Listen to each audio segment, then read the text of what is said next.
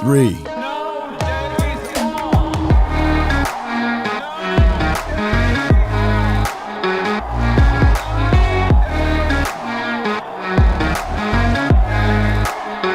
As the room fill up, be sure to hit that like button.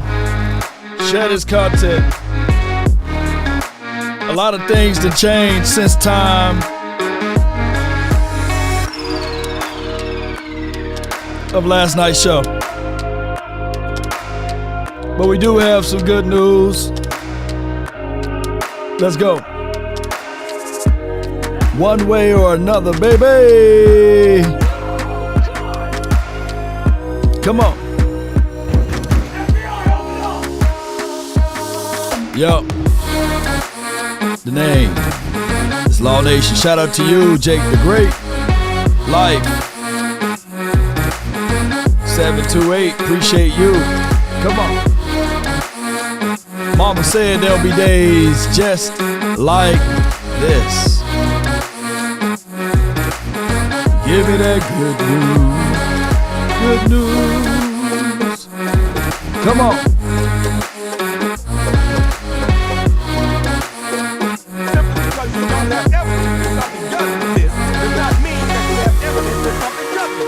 Five, 4, 3, 2, 1. Let's go.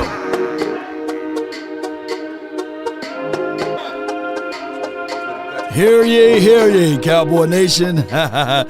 What's good, baby? What's good with y'all, man? Reports out. I'm going ahead and get the good news out the way so I can be mad about a few things, But the good news is the reports came back from LVE's MRI that it wasn't his neck, it was his shoulder, So sometimes when you have one of those neck problems, it trickulates all throughout the body. So you want to take strong cautions or precautions to make sure that everything is okay. Here's the thing. And the other piece of the good news, the Dallas Cowboys, we are in the playoff, by the way. If you didn't check out my last video, my last live feed, yes, we are in the playoff. If you didn't watch the Giants beat the Washington team, then when it's a division game, right, rivalry game, we literally seen the Washington team beat the Eagles, right? We've seen the Eagles beat the Giants, but the Giants can beat the Washington team or get tied with them. So it's an any given Sunday type of approach. You got to always contextualize that. I get it. Right now, I'm mad just as much as you mad. And I'm hearing that a lot of people say, Law, how dare you let Dan Quinn off the hook? No, I don't recall me letting Dan Quinn off the hook. He's just as much as responsible, just as Kellen Moore. The coordinators are very, very, very much so.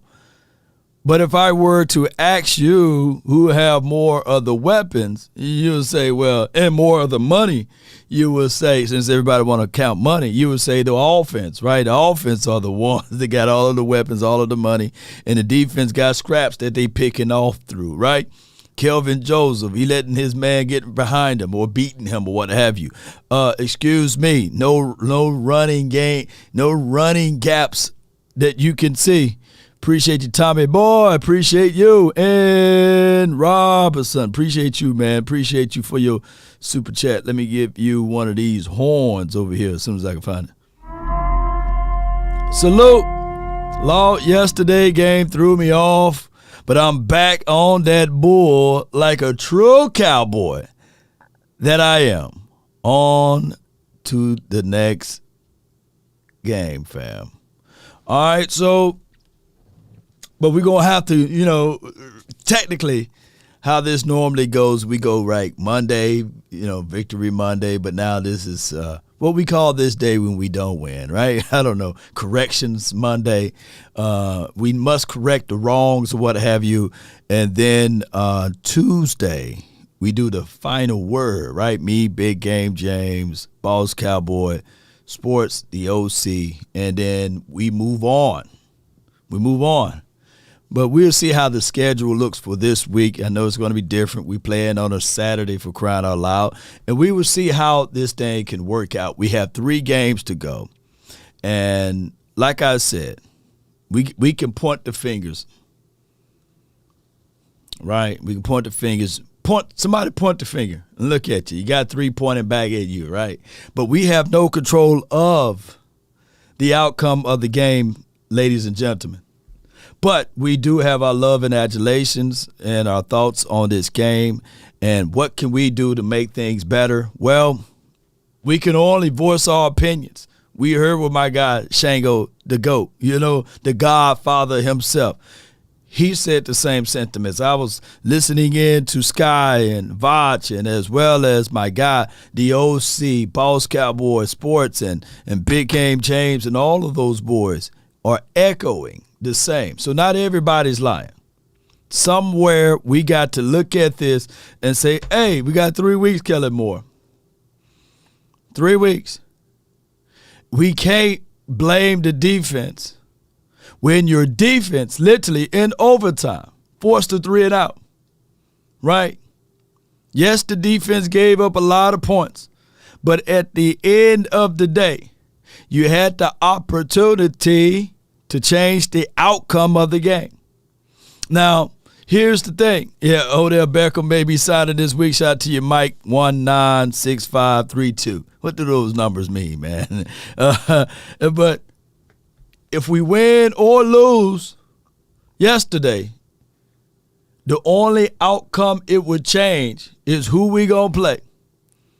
Unless we would have won last week and then beat the Eagles, and the Eagles lose again, and then that could have been a unique way, whereas we would have a different seeding. We could be the number 1 seed in the NFC or what have you. But, I don't want these Cowboys to be off. I don't. We look flat coming off of the bye, and we look flat when we don't have our back against the wall. Wade Hurst says 1 and done. Yeah, I feel you on that. Let's talk about this. Let's talk about this Brian Baldinger film analysis on the play, because he's unbiased, right? He's not within the community of the Cowboys circle. He calls a spade a spade. This is Brian Baldinger. Just like my brother. When he hit me up, I would take more from him far as credence and information on what should occur or what shouldn't occur, because he's not part of the Cowboys community, right? So he said, man, on 3rd and 10, y'all went Hail Mary mode, right? Not everybody's lying. And he was the one that said, when we bring him on the show on Wednesday, we could do the podcast, the Bearded Brothers podcast, me and my brother, the Pick'em game. When we start talking about these things, running, absolutely running out of shotgun doesn't set the tone. And as an offensive lineman, it doesn't showcase your real talent. These boys in the late thirds and the fourth quarter, the defense, the opposing team, they still fresh. But when you run out of power sets and when you put the wheel, it wears down the opposing team. That's why when you contextualize a lot of things, more sacks in the National Football League happen in the third and the fourth quarter, because you wear them down, right? 2 things that didn't occur with our team. We didn't have on the defensive side of us wearing down the opposition, and on the offensive side, we didn't have it where we wore them down. But Law, they rushed the ball for over 40 times, Law.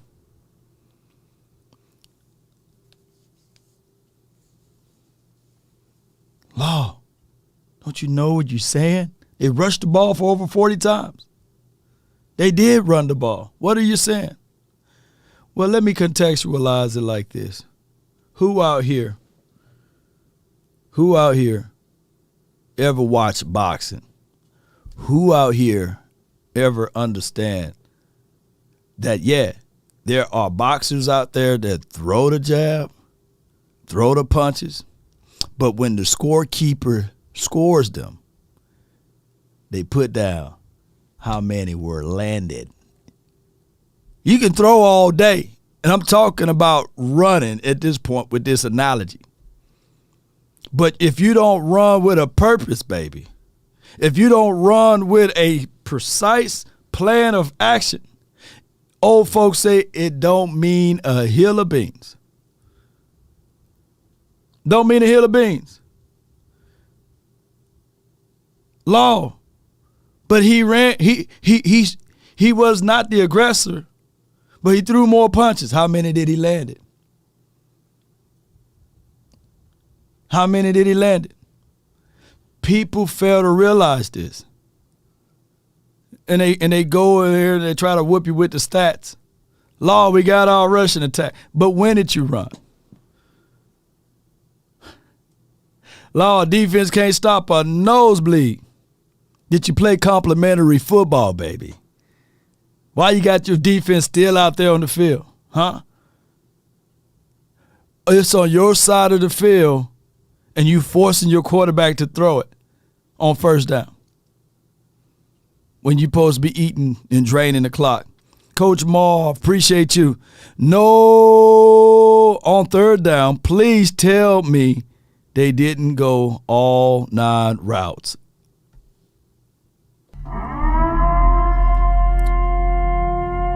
That's Coach Marv.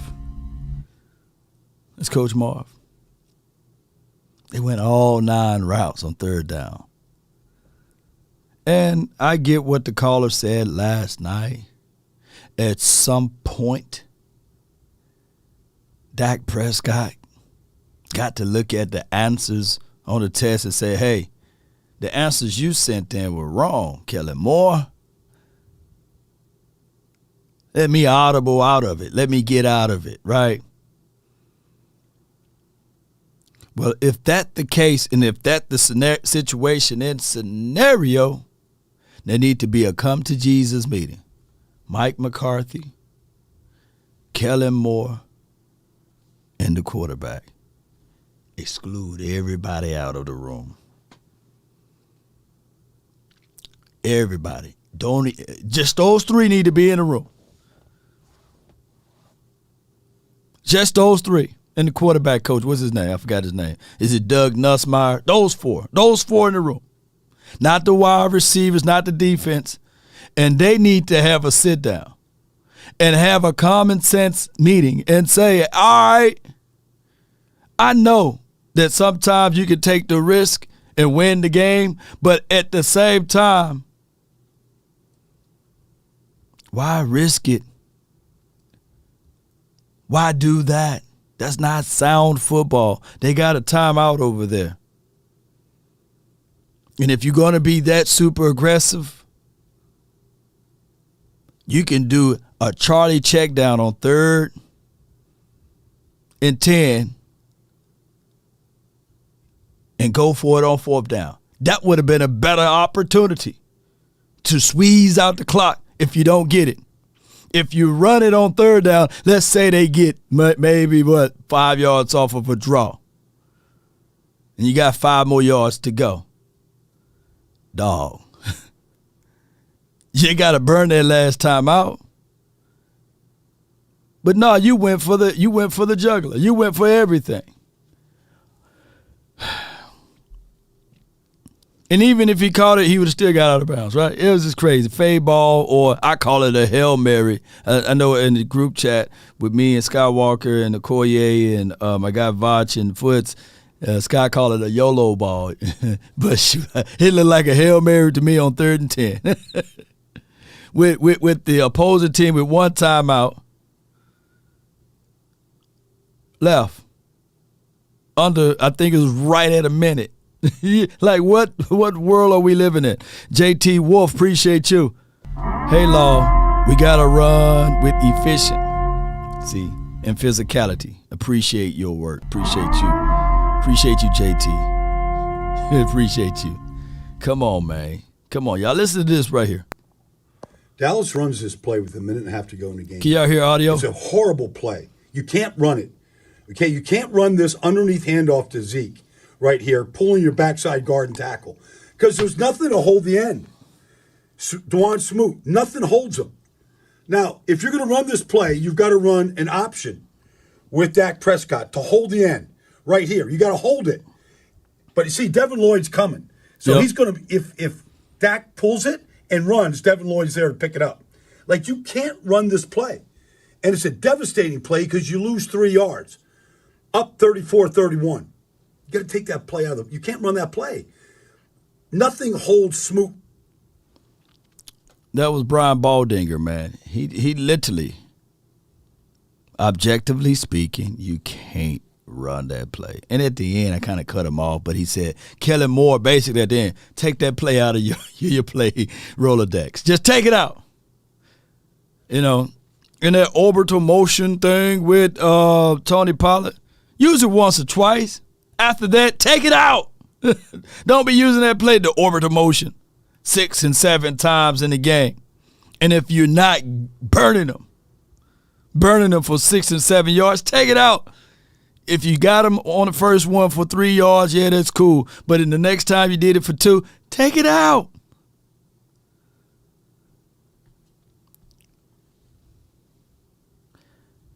Coach Marv says, Law, we can't make this up. Yeah, you're right. Just take it out. But we want to be aggressive. But there's other ways to be aggressive. And sometimes I think what people get mixed up with, aggressive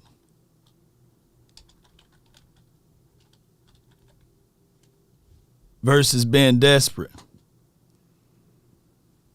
Let me just see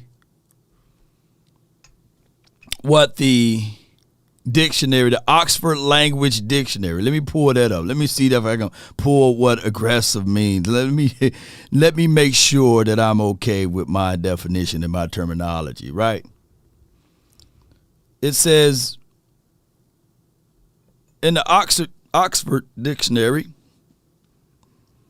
ready or likely to attack or confront, characterized by resulting, and it spells on me, okay, from an aggression. He's very uncooperative and aggressive. That's from the Oxford Dictionary. You know, let me pull up what desperate means. Let me see what desperate means, because the word desperate, feeling, showing, or involving a hopeless sense that a situation, is so bad as to be impossible to deal with. Impossible to deal with. The desperate Cowboys, that's what we look like. We didn't look aggressive. We looked desperate. That play on 3rd and 10, oh, he was aggressive. No, they were desperate. Get out of your feelings. They need baby boy. Girl, I lie to you because I care about your feelings. No. Jody, why you had to hit me, Jody? No.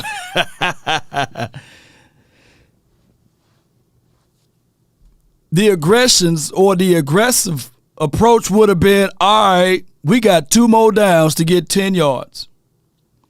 I'm going to line up my big hogs. I know we down Jake Ferguson, but I still think that we can get 12 personnel. Matter of fact, we got a chance and an opportunity to have 3 Hall of Famers out there on the field. I think Jason Peters, he was all right, during that stretch. He got back out there. Tyron Smith, Zach Martin. We gonna run the rock, baby.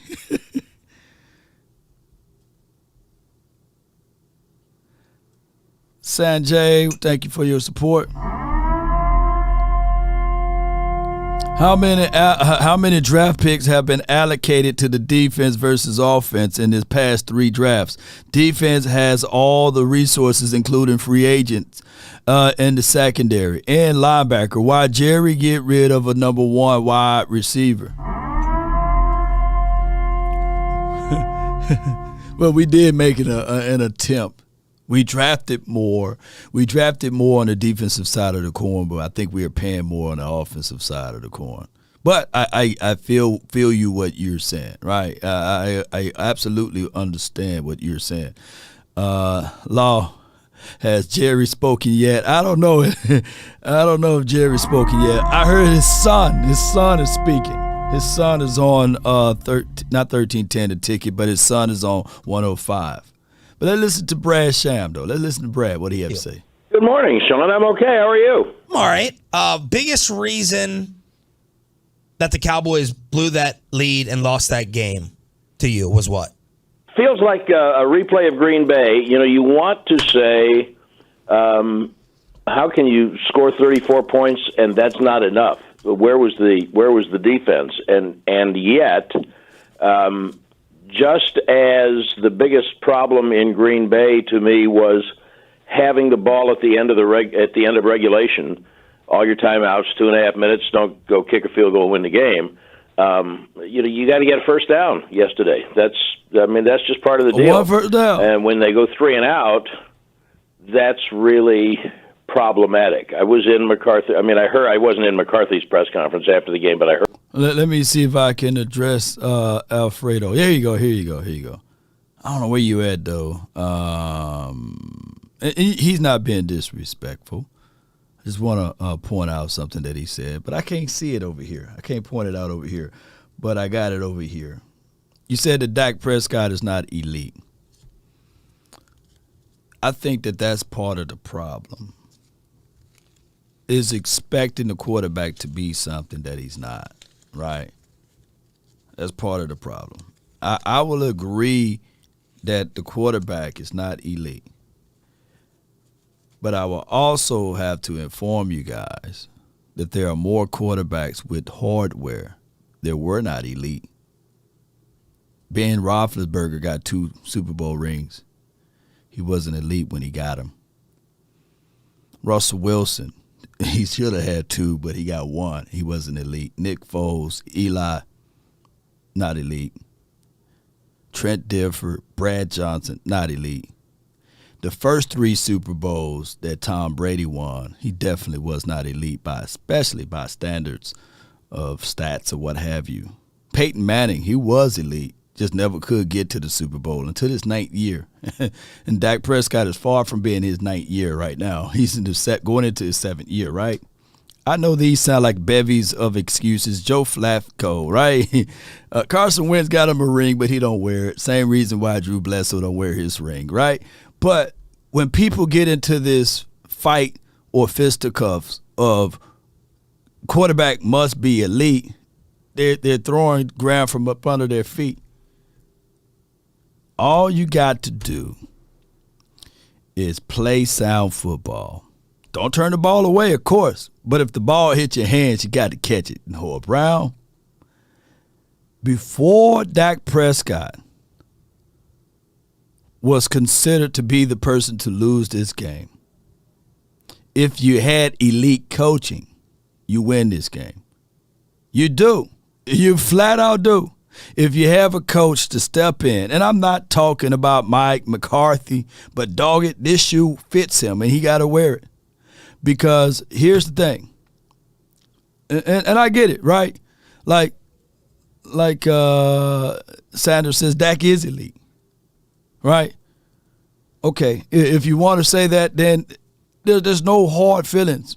I'm not finna argue back and forth whether or not he is or he's not, right? But the reality of it is that you lose ground when you say that the player is elite. You lose ground when you say that the player is trash. He's far from elite and he's far from being trash. That's just the bottom line. Troy Aikman, during his time, go back, look at his stats and his accolades. He was not the elite quarterback during his time. Other quarterback stats and numbers far superior than his. But when it got down to the playoff time, give me Troy Aikman. Give me Troy. Why? Because he's in a better system. Emmett. To this day, nobody got 19 touchdowns in the playoffs. He surely benefited from being in that system. The playmaker. To this day, the playmaker in Jay Novacek, when it's down for 3rd and 10, oh no, they're making sure that the Cowboys were wise enough to make sure that they understood that we're not finna have 3rd and long. Dog, our goal and our objective when we have the lead is to make this game short, and we're going to make it 3rd and manageable. 3rd and manageable. But don't you know, during the time that Troy Aikman was hanging up Super Bowls and left and right, the elite quarterback name was John Elway. People fail to realize that. A cannon for an arm couldn't get to the playoffs. Or couldn't get where he made it to the Super Bowl and got his butt whooped down by Doug Williams. That's a whole nother story. But John Elway was considered a better passer, thrower of the ball, stronger arm, bigger block chin, a whole bunch of things, you know. But it took him all the way to the end of his career when they gave him the yellow teeth. Y'all remember he had the yellow teeth, you know. But they gave it to the end of his career to help his man out. Why? Because they ran the ball with TD. They played sound defense. And the man was able to win 2 Super Bowls.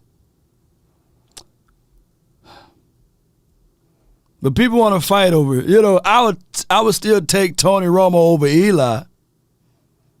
I will.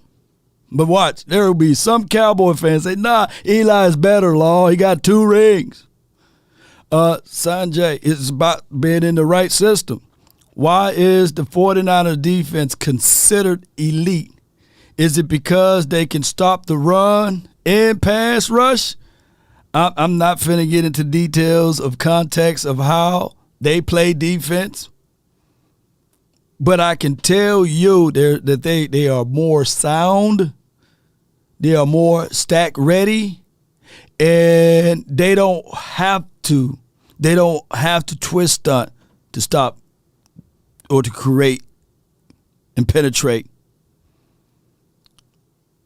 They don't have to move guys all around. You know where Bosa's going to line up at. You know that Fred is going to have hook responsibilities. You know that Greenlaw, he's going to cover the flat. And if you pass any ball in there, he'll tip it up and he will INT it, right? And the other kid, I forgot his name, it leaves me. And they got greedy cornerbacks. Ward and the other kid, I forgot his name, they press. They off. And then they got a linchpin out of Tilano. Want to know how I know? Because my brother let me know every week. And I'm telling him, like, nah, man, Donovan Wilson just as good as Tilano, right? I'm telling you right now, Trayvon Diggs is better than any corner that they got. But teams find weaknesses and flaws within the confines of our defense. And that's how they're able to rally, chase, and hit and stop us, keep us out of the woodshed. You know what I'm saying? And their defense, D'Amico Ryans, I think that he's going to have him a hell of a situation in the future for future things. I promise you. But that's the reason why they number one in so many categories. Their system is more concrete than ours. System. Eli's 2 Super Bowl runs, 15 touchdowns, 2 interceptions, just to take care of the ball. Dak wins it. 2 Super Bowl runs, 15 touchdowns. And Bootzilla, appreciate you.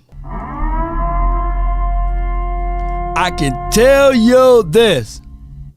I wish we can go into a time machine and pick up Kellen Moore at the age that he is now and put him on the Giants in 2007 and have him to be the offensive coordinator so that they can abandon the run with Big Brandon Jacobs and the other kid. Was it Bradshaw, whatever that kid.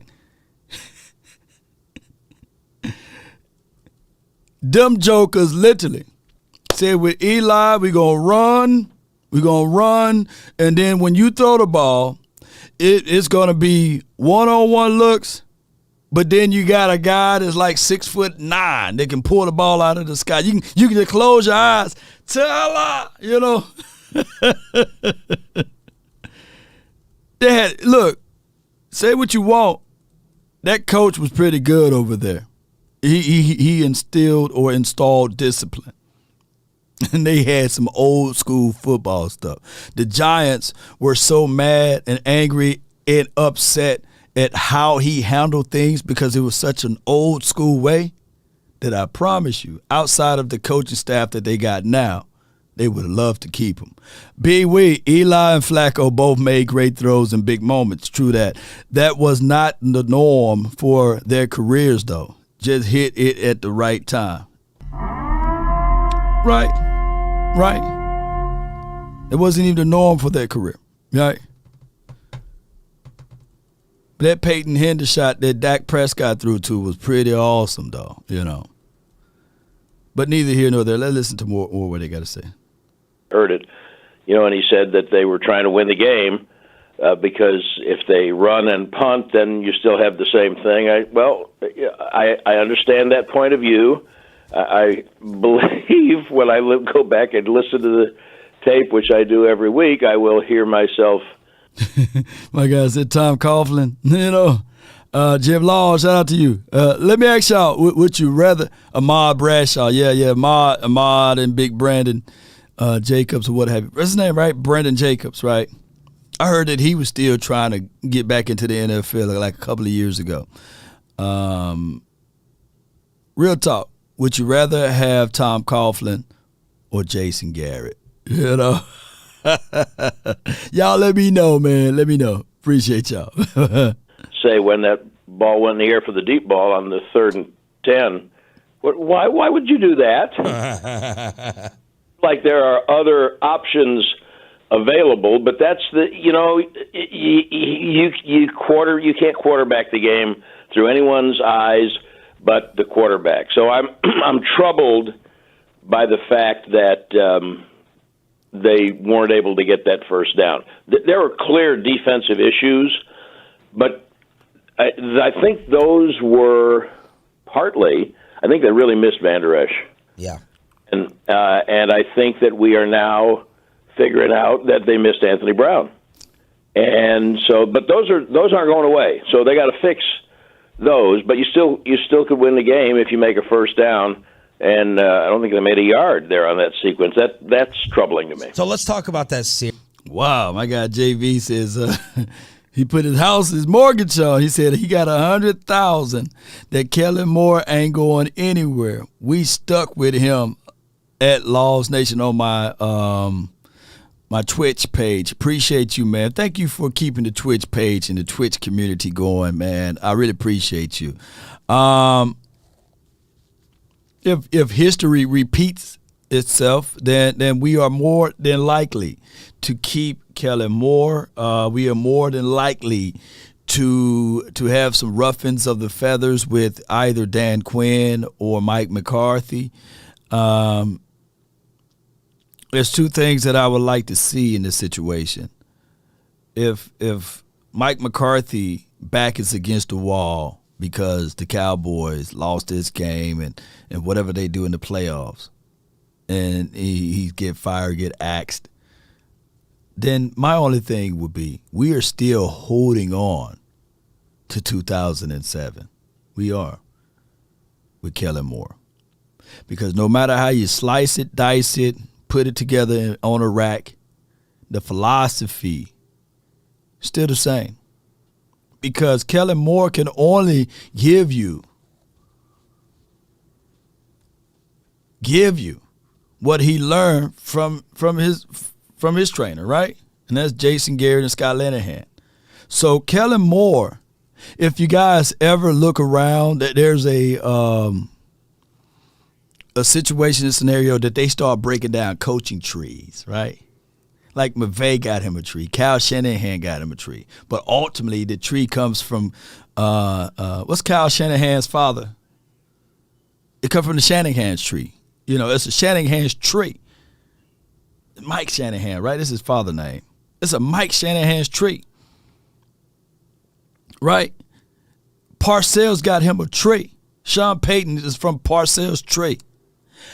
Things that you can really understand and know around the NFL.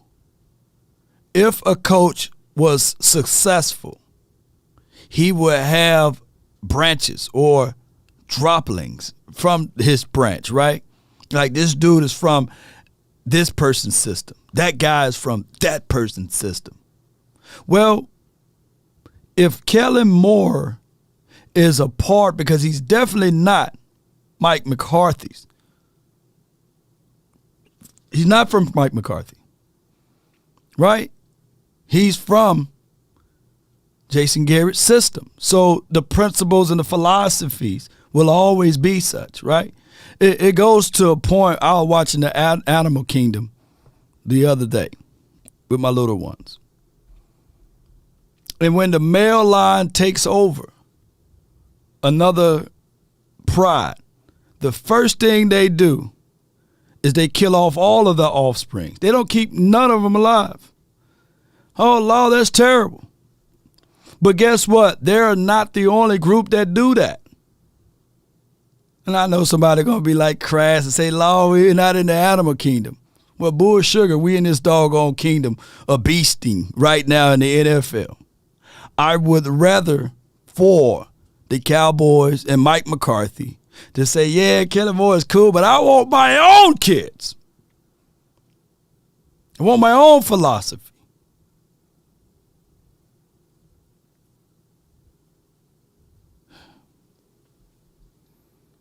Let me quit before I get too mad. Sir S.L. Green, all of that nepotism, that's out of control.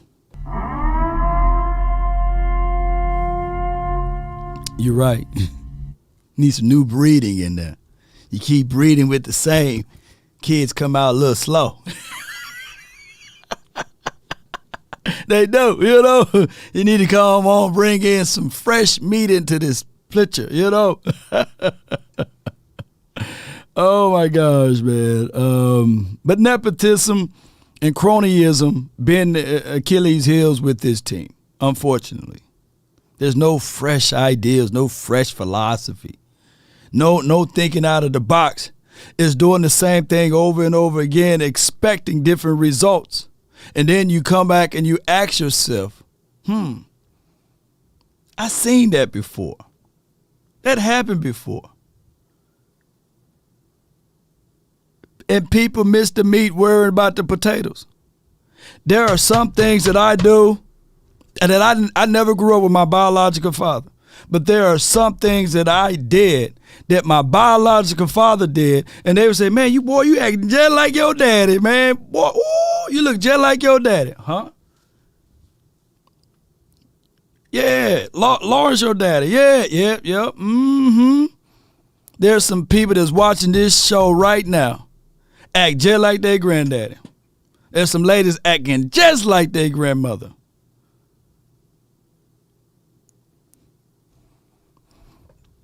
Series. I do agree with McCarthy. It's a damned if you do, damned if you don't. You come out and you complete the pass, you're a ballsy genius. If you throw on first down, you're creative and catch them off guard.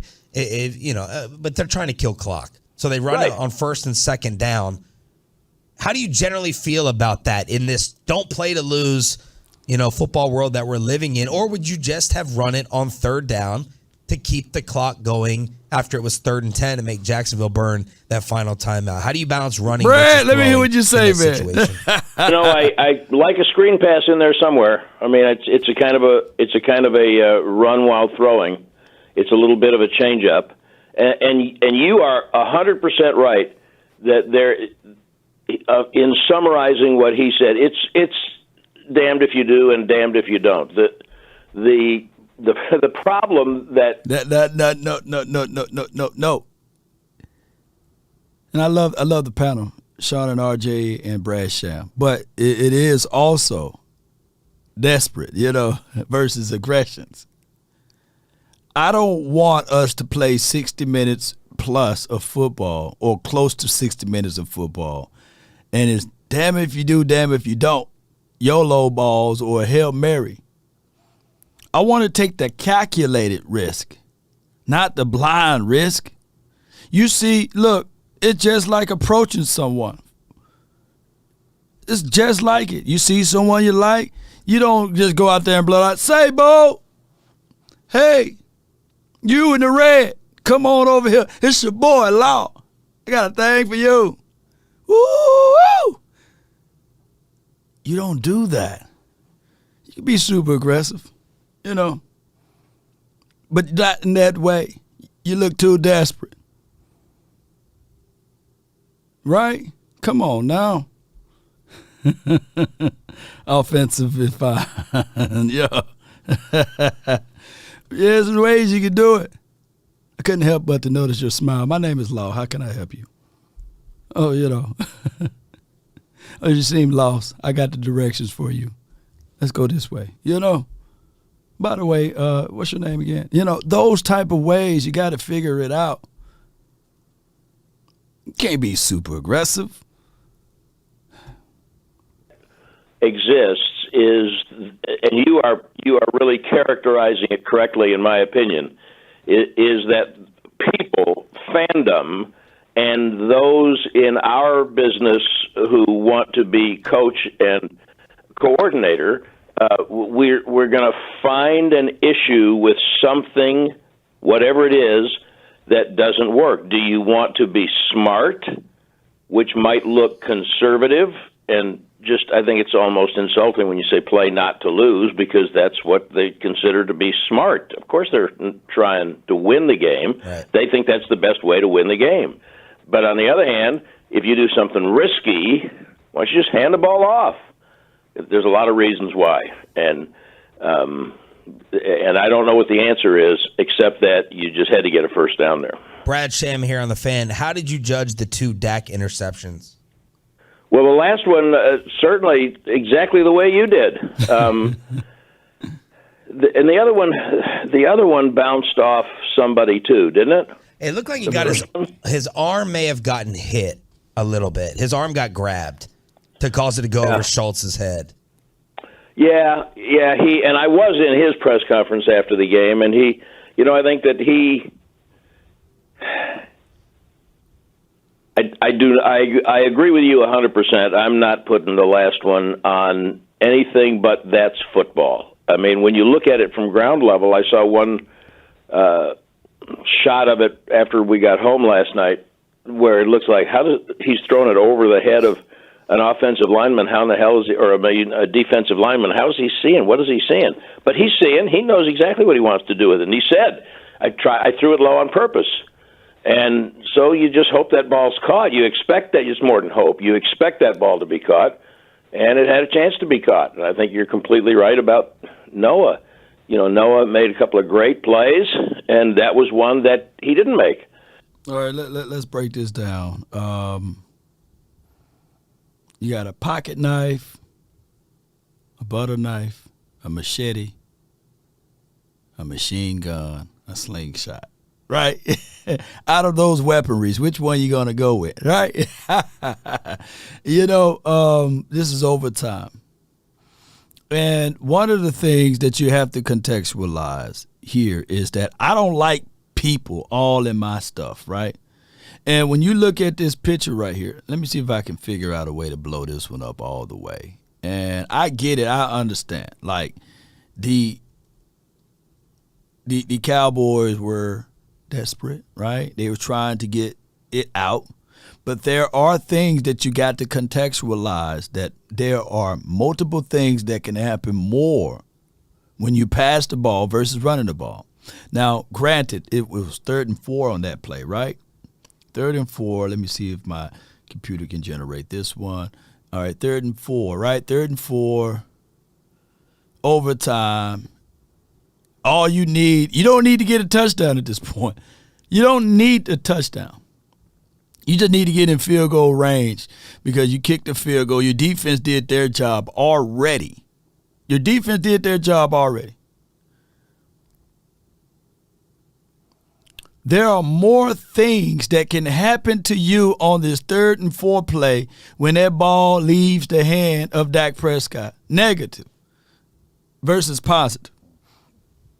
When we start talking about this, there are too many people in that green circle that Kelvin Gray retweeted out just the other day. Too many. A ball that's batted up in the air, a ball that you can catch and still get knocked out, play the music, play the horns, play the taps, a fumble situation. Too many people. I mean, do somebody have the measurements of the football field? I know y'all know the measurements of the football field, especially those coaches out here. And you know the measurements of the football field. Why do you have 3 bodies in the same spot? I get it. You can say, okay, mesh concept, screen. Oh, okay, we're going to set a design pick or what have you.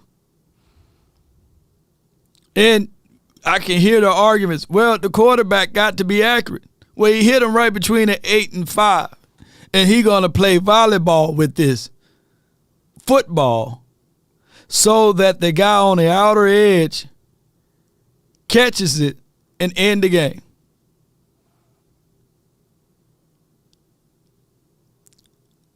Why are we self-sabotaging this? Right? Now we're in the playoff now. Playoffs? Yeah, we're in the playoffs, yeah. But the reality of it, Cowboy Nation, we got 3 weeks to figure this thing out. 3, not 5, not 6 weeks. And if I need to know, I want to know, I got to know. Okay, somebody got the measurement. Appreciate you, Sean D. You're a real one. 120-yard long with end zones. 50 yards wide. 50 yards wide. Are those the exact measurements, Sean D? You know, let me know. Are those the let me highlight this man's name. 50 yards wide. You got 3 players. 3 players. Within less of a yard from each other. Less of a yard. They within inches. On man-to-man defense. I see Zeke running the wheel, but you still got to account for the guy underneath. So you got to wait for that. 7-7 getting whooped, so Dak got to get that out. Dak got to get that ball out, baby. Ooh, sir. And the first one, his arm got hit, and he said himself, I was trying to throw it to Dalton, and I think he second guesses now, and this is where you really have to have a mentally strong quarterback, because he second guesses, did I do the right thing? Should I have tried to throw that ball? Should I have tried? And you can't play quarterback that way. So I defend him in that regard, that you have to play. You have to play aggressively and confidently. And I'll just keep saying, I agree with McCarthy. There are interceptions are not all created equal. And the hard ones to evaluate and the ones you can't live with are the judgment interceptions. And I certainly don't think the one in overtime was a judgment interception. But here I go right here. Interceptions are not all created equal, but coaching decisions are. They need somebody crafty in that doggone presser. hey, but coaching decisions are, and then he'll be like, hey, man, come, I'll see you after this doggone meeting. Hey, Jerry, Steven, Jerry Jr., Charlotte, don't have that law reporter to come back in here again. He's just being too disrespectful to me, Yes, if somebody say, "Yeah, I get all of that," yeah. If somebody that meeting, they need a Tyrone up in there. Yeah, I get all of that, dog. But 3rd and 10, man, you throwing it deep, man. What about underneath? What about clock killing? You know, I know you want to go for the win, but you could have did it another way. You know. Oh my gosh. It's 53.3 yards. Okay. The only 52 entertainment says 5 interceptions of Dak hit the wide receiver's hands. Yeah. Yes, indeed, boy. Ooh, that's crazy. But this goes back to 5 of the interceptions hitting the wide receiver's hands. It goes all the way back to what you prepare yourself on the off season. All off season, I heard we don't need. And what we're trying to do, ladies and gentlemen, also, is to convert Kellen Moore into something that he is not. And that is a run-first mentality, right? We see all of the communities out there and all of the people out there that say, hey, they just want to be who they are, right? They're not living comfortable in the body that they are, right? They want to go through hormonal therapy and change out parts and stuff like that so that they can be who they really are. And I get it, right? We see Kellen Moore. He literally said in the presser, right? Hey, I don't like running the ball. I want to throw this ball all around. We can't get mad at somebody for what they do. If they want to throw the ball all around, then that's what they're going to do. This dude grew up being a quarterback. He grew up playing quarterback from day one. They looked at his skill set in his life throughout him growing up. They said he probably never was going to be skilled enough to be a slot wide receiver or an outside wide receiver or, dare I say, a running back or anywhere on anybody's defense. So his whole natural life since the time he came out of the womb, he's been taught to be a quarterback. Throwing the ball, that's permeating into the mind of Kellen Moore. I'm a quarterback. So when he get the opportunity to play in the National Football League, he had to do with what he had to do. He was a guy that was left-handed, that didn't have a strong arm, but he had the mind to be the quarterback.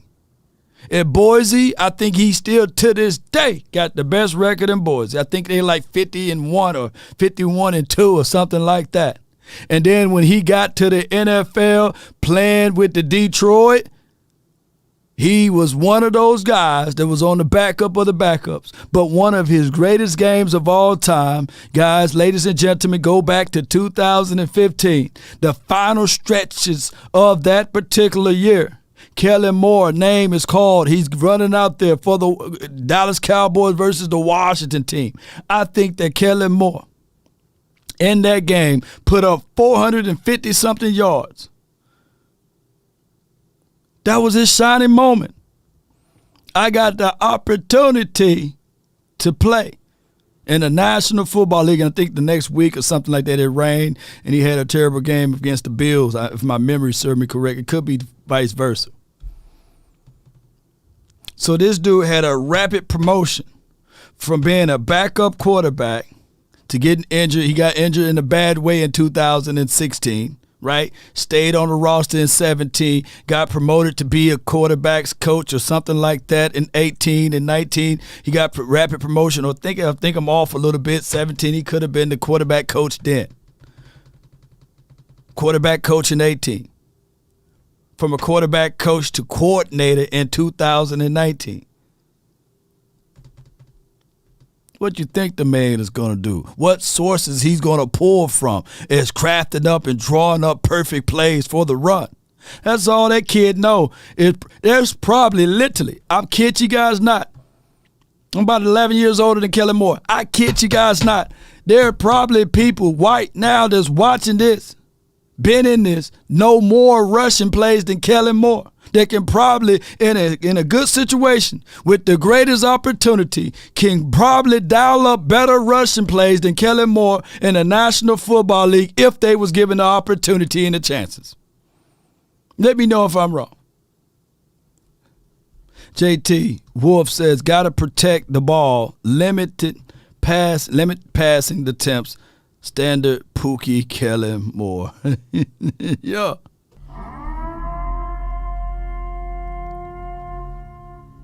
Leon said, yes, I can. I know I can draw up some 21 slams, right? I know I can go to Power Pro sets. I know if you give me 3 Hall of Famers on the offensive line, shoo. Forget all the bells on the bike. I don't care about the bells on the bike. I'm going to ride that bike with what he got. Yeah.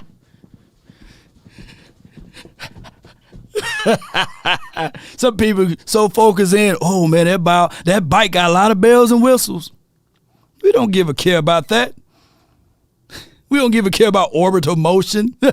We don't care about running out of shotgun. I'm trying to utilize the strength of my quarterback, and that's play action. I'm trying to run to set up the pass. I got Ezekiel Elliott, who got pretty much his numbers, if you can contextualize Zeke numbers to Adrian James numbers. Just like that. Let me know if Adrian James got a gold jacket, by the way. Numbers are just on the same pathway as Adrian James. I got Tony Pollard that can run like a cat on the outside. Shoo.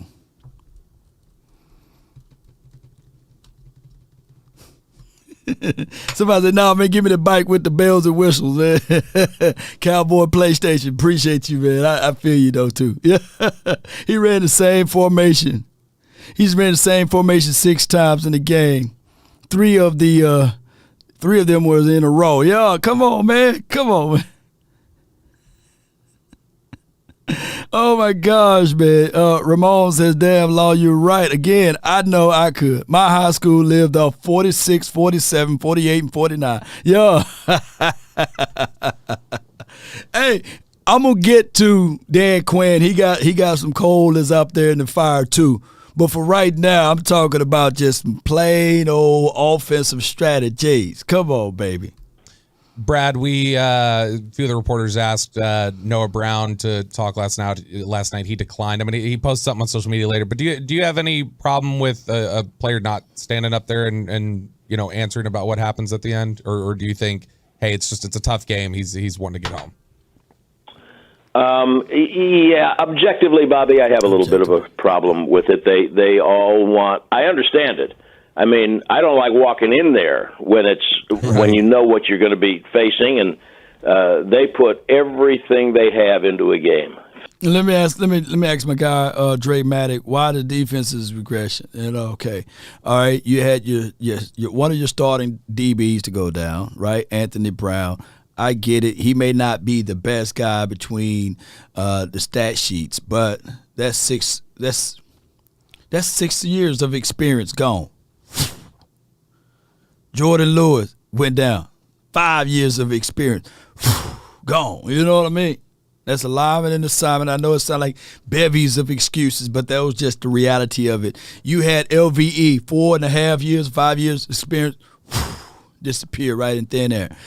You had Jonathan Hankins in this game. Didn't get a chance to play because he's out for the remainder of the season. That's 11 years.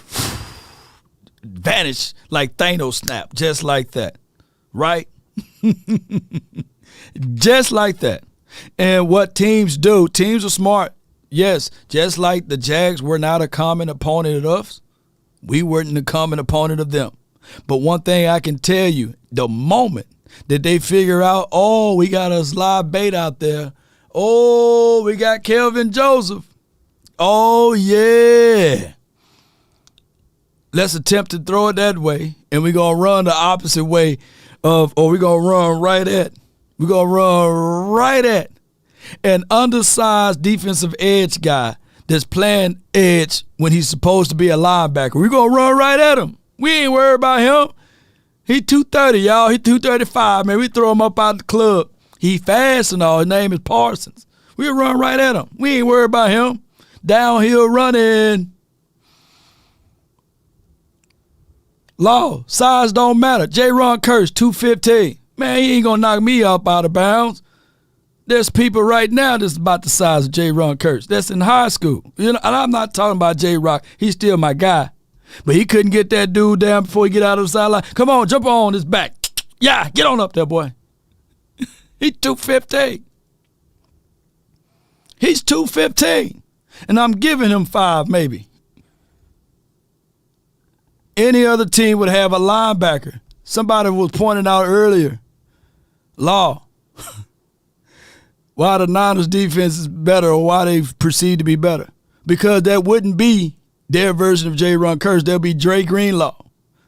Can somebody put down Greenlaw's measurements? Can somebody put down his size in the chat? Can somebody put Greenlaw size down in the chat, please, for me? Can somebody? We're playing undersized, baby, and we're expecting for us to be stout. Oh, he's 225. All right, so yeah, Rizzy, okay, I give him that. He's 225. Is that what you believe? How big is Jabril Cox? How big is Jabril Cox? 235, 240. Oh, so we talking about 5-pound difference. Now, put them side by side and let me know which one you rather get hit by. You know, I know good and well. You know good and well. One is traditional size linebacker. One is not. And I'm not dogging J-Ron Curry. He's still my boy. I think that he can still hit, but he's more of a rap hit, you know, and get you down versus I'm going to come off of you. He's 6 foot 230. That is different versus being 6 foot 4, 230. Yeah. But if y'all want to argue with that, then okay. If you truly believe that that's not the reason why teams are not able to gash on us, or not able to. I mean, if you truly believe that size is not the reason why, and scheme is the reason why, then okay, all right. I ain't gonna say that. It's not about the size because the Honey Badgers just come down and field. But if you truly believe that, and you dismiss with what I'm saying, is that I truly believe that if this team would be better if you just go out with your 4 down fronts and your traditional sets of linebackers. I'm just an old schoolist, I guess. You know what I mean? Law, he was 6'4", 205. Yes, indeed. It's a talent problem. No, look, I don't want this to get out the wrong way because J-Ron is still my boy. He's my dog, right? Donovan Wilson, he's my dog, right? Those are my dogs. But sometimes your dogs need help. Bart needs an oil change. Yeah, Bart don't need to be covering nobody on a wheel route or on the edges on a vert. You know, come on, man. Physically, emotionally, mentally, I certainly understand how they feel. We would not want to be answering questions, but some do. And some of them understand that it's just part of the job when you sign a contract for a lot of money to play professional football, answering questions. No one stops to think, nor should they really, that it's not us that they are talking to or not talking to. We have jobs because the people who are buying tickets and jerseys, they have questions. Mm-hmm. And our function is to ask their questions. And the questions have to be asked. I understand why they don't want to answer them. Shout out to JT. He says, I think we need to bring back Story Jackson if he's available. Shout out to Story Jackson. I don't know where he's at. I don't know if he's on the practice squad, but it is what it is. Cowboy says size doesn't matter. I feel you, man. I feel you. Here's my with this. Ray Lewis was considered an undersized linebacker, right?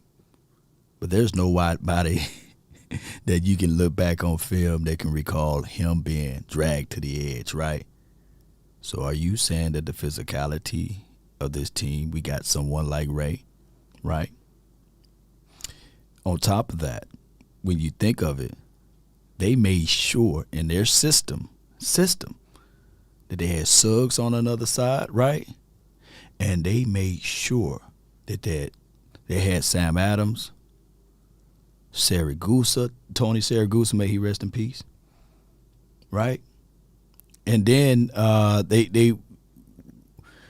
when those guys got long in the tooth, they went and got a Haloti Nada, right?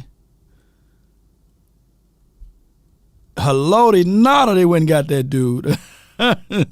my brother just the other day, man, he was saying that, like, okay, yeah, it's cool, but man, depths is depths, and the Cowboys should have did X, Y, and Z, knowing that those guys were available, and you already know the names that I'm about to say, like a Sue, or et cetera, you should at least bring them in for a cup of coffee.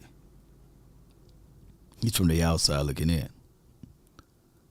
How many plays did Neville Gallimore got in the backfield, y'all? Osa is considered undersized, but he's a very good guy that can shoot gaps. I like what Osa brings to the table. But we're not talking about stopping the pass. We're talking about stopping the run.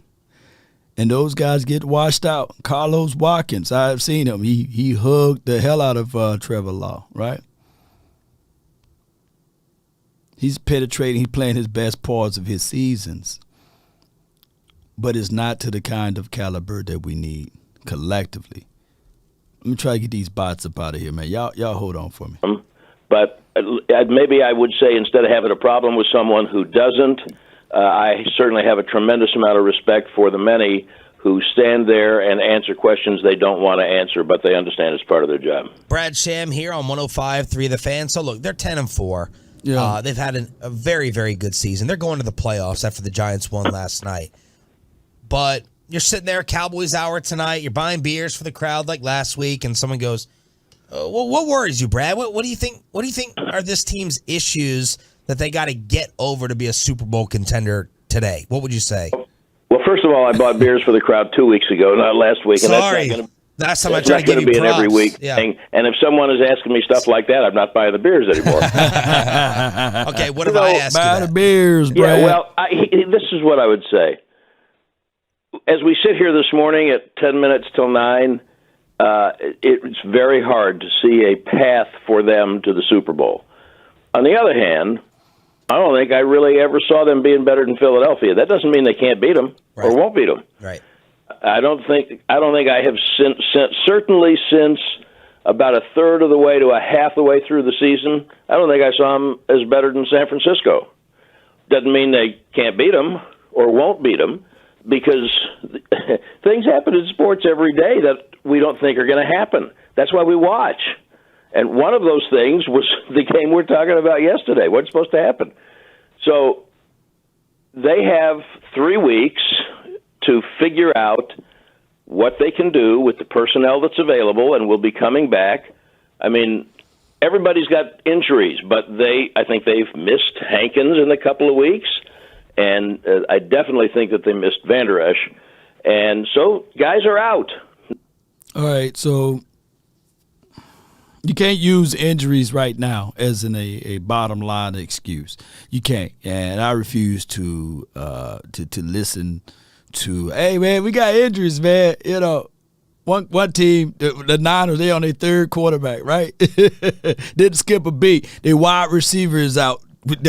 Their wide receiver equivalent to CeeDee Lamb is out. It's like them rolling with, okay, we're going to roll with Michael Gallup and whoever else, you know what I'm saying, and James Washington and Noah Brown, and they're still winning, right? Because they got a unique system, a philosophy and plan, right? And the Cowboys, that's why we got to deal with what we got. It would have been awesome if we had a fullback in this system, right? But we said, okay, we're going to tell you guys, give you lip services and paint the lipstick on the pig and say, yeah, we buy physicality. But let's get rid of our fullback. We buy physicality. Let's go trips with wide receivers. And let's keep the tight end, one of the tight ends on the sidelines. But we showing you physicality. Let's go max pro and send 1 or 2 wide receivers out and expect the quarterback to hit the 1 or 2 wide receivers that's on an out route. You know what I'm saying? Or running a 9. Those are borderline crazy expectations I want to say another word, but I'm not going to say that. I don't want to get canceled. But that is what it is. There's no philosophy to scheme your wide receivers open. There's no philosophy to utilize your quarterback to his best attributes. There's none. But we living off of desperations. Your defense will be, JT says, your defense will be okay, I believe. Appreciate you, JT. There's another super chat, I believe, out there. And thank you, Robinson. We're too light in the cakes to be stout. Give me 2 elephants in the middle and let the lion run free. Yep.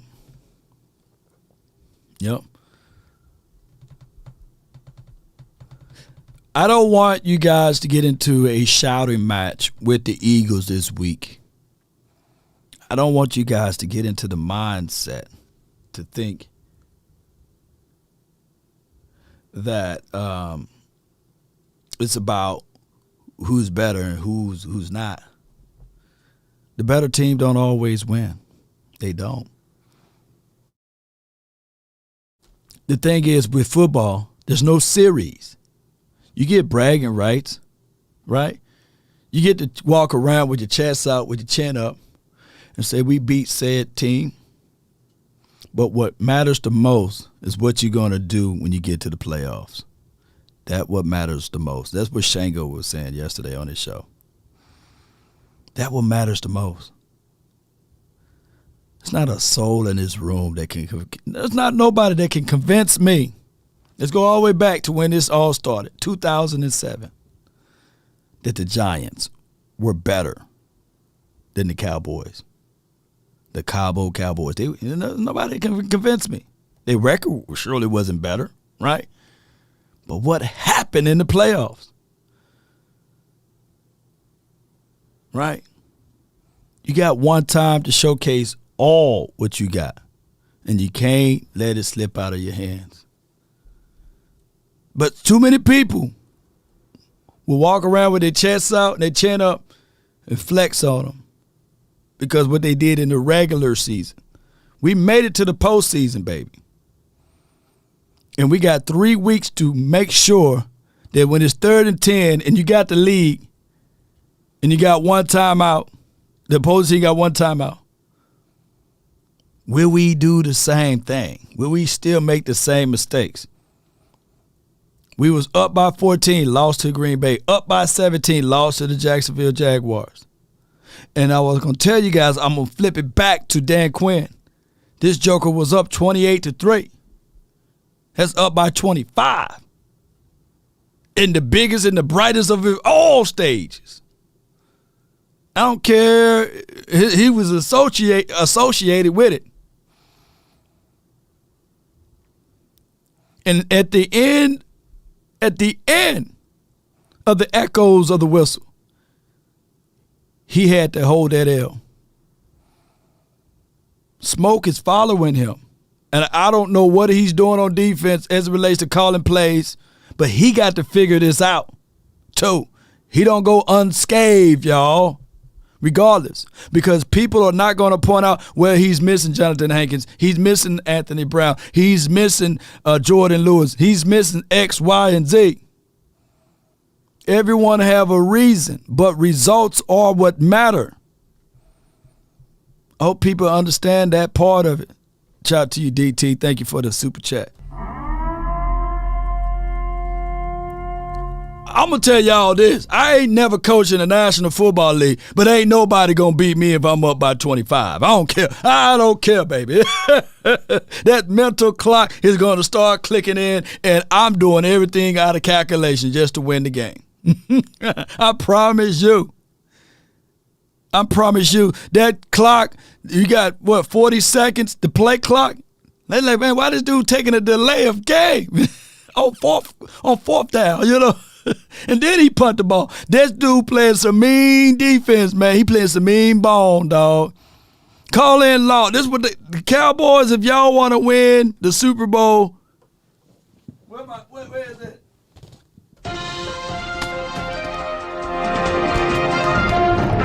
Cowboys just signed Law Nation Sports, Law Thomas will be acting as the time clock manager of the Cowboys. Like they said, there's no salary cap as it relates to football, and Law Nation will be handling the time clock when the Cowboys are up by at least 2 touchdowns. They brought in a specialist. Law Nation, I be chilling like this with my 3-piece suit on and everything, just be chilling with the play sheet. I'm winning, baby. I'm winning that game. They took a knee. How dare they? You know, they up by 25. But look at the clock. The clock is tick, tick, tick, tick, tick, tick, ticking.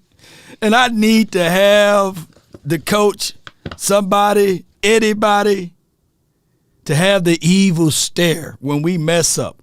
Since we don't spit and talk about the players on the field, I need to have that evil stare like, mess up again. You know what I mean? Shout out to you, Smokey. What's good with you, man? I talked about the 2007 Giants. It's the same now. Dracarys. No doubt, man. No doubt. Now they're going to have to figure out what are they going to do to work around those things. And in my opinion, your perspective is 100% right. They're in the playoffs. By the way, if someone can explain that formula to me, I mean, if Washington loses their last 3 games, they are wins their last 3 games, they'll be 10-6-1. If Dallas loses their last 3 games, they'll be 10-7. How that means Dallas be in, and the same is, and it only happened because Seattle also lost Thursday.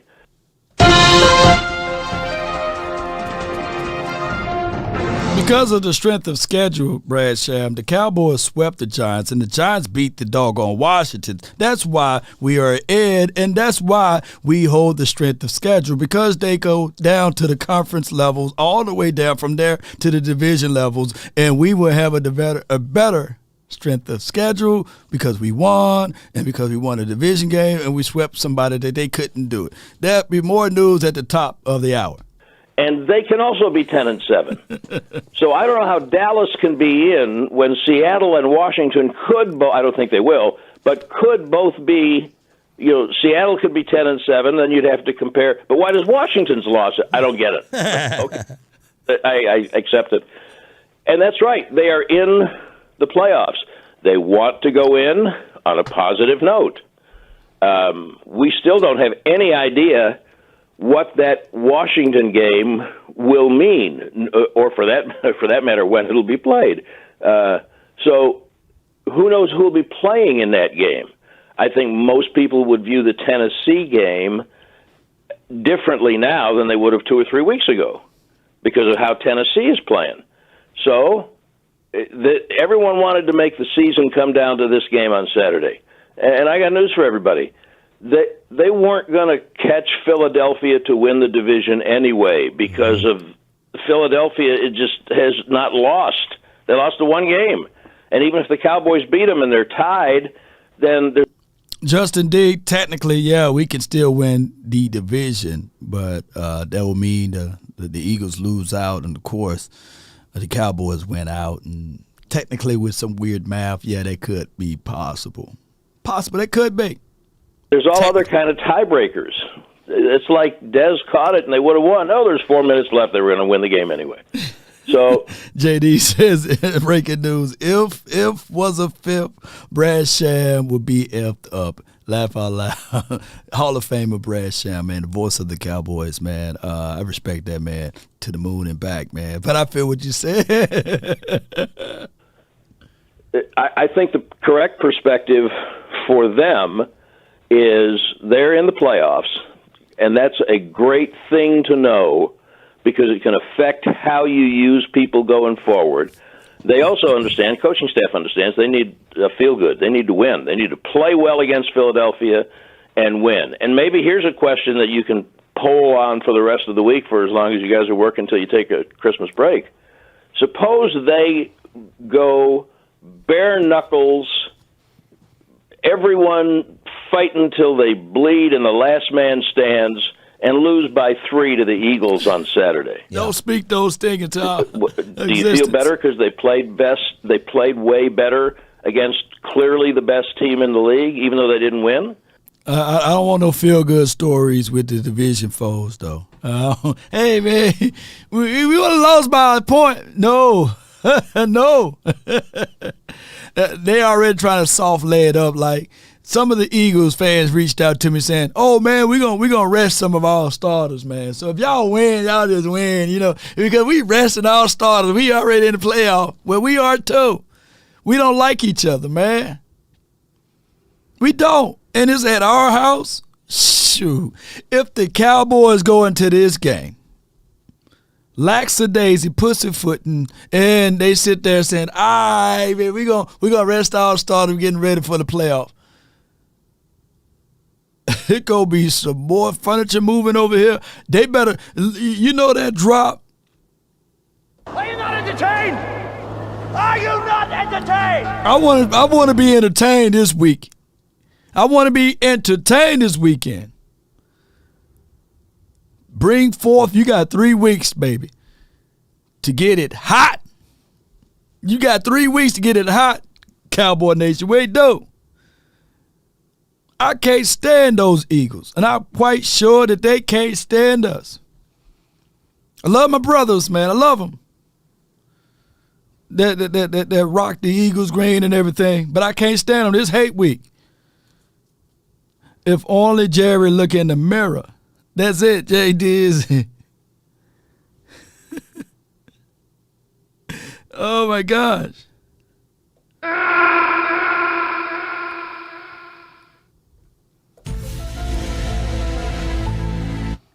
What if JD he don't have a reflection? Right.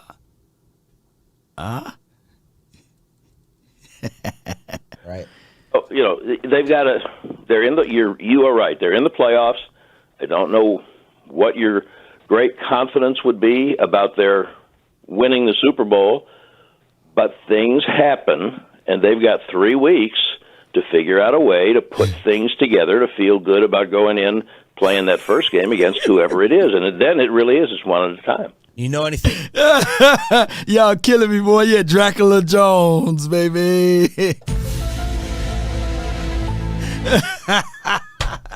Fred Jeff, baby. Want the truth? Appreciate you, Fred. Thank you for the support. Appreciate you for the $20. Thank you for the support, man. Dracula Jones, baby. Yeah. He gonna outlive us all. The Bohemian Grove Jones, baby. He gonna outlive us all. Fatality. Where my fatality at? Fatality. Man, Jerry gonna outlive us all, man.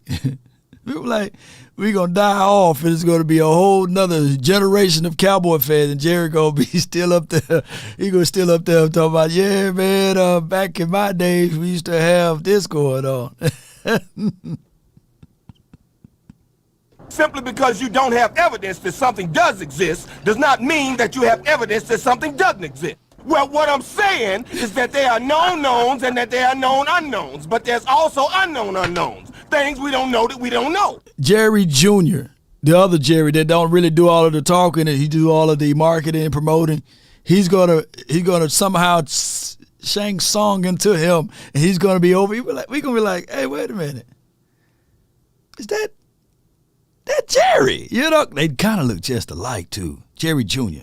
And it's weird. Because he's not the young, he's the youngest, right? Because Stephen Jones is older than Jerry Jr., right?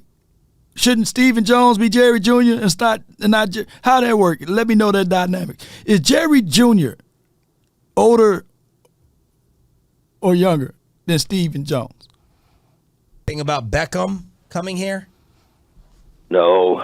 What a sideshow last week was. We spent, and it's kind of the way they all like it. Not McCarthy, he doesn't like it. You know that. Yeah. We spent all this time talking about a wide receiver who's not going to play for a while, and a wide receiver who they got who hasn't played all year, who didn't suit up yesterday, and who's going to be the right tackle. We talked about everything but Jacksonville. Yep. And Jacksonville, the way they played offensively, did not surprise me. So that's the circus that is following the Dallas Cowboys, and it's one of the things that is so interesting and captivating about it. So, no, I don't. Yeah, weird there. That's what we do, baby. We gonna talk about some stuff, man.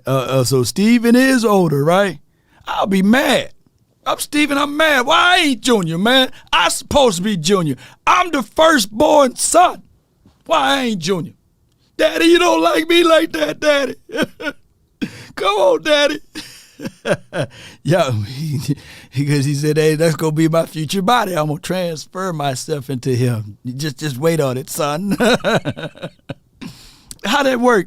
If you the junior, shouldn't you be the oldest, right? How you going to skip past? Let me know how that work, y'all. Cause I thought the oldest son should be the junior, right? And then it could be, I don't know, man. But y'all let me know how that goes in the ordering system, like who should be the junior, who's not the junior, and etc. But click this link right here. That's how you can find the full interview of Brad Sham on the Cowboys' path to the title after losing to the Jacksonville Jaguars. That's just how it goes. Shout out to you, Lady Jessica. Appreciate you. Appreciate you for jumping in.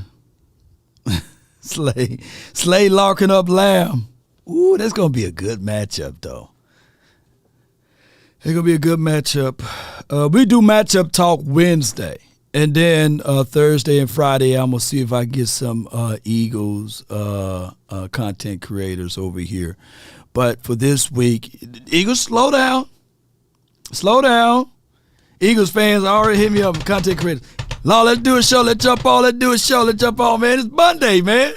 We still got to talk about Jacksonville. Y'all should be going over Chicago, right? But y'all so ready to play us. Y'all so ready for this L. Y'all think that just because the Cowboys lost to the Jacksonville Jaguars, let me clear my throat. Just because we lost to the Jacksonville Jaguars, that all of a sudden we're going to fold up like a wallet or a lawn chair versus y'all Eagles. Y'all got another one coming. Y'all think that I'm finna fold up? No way. Come on, y'all.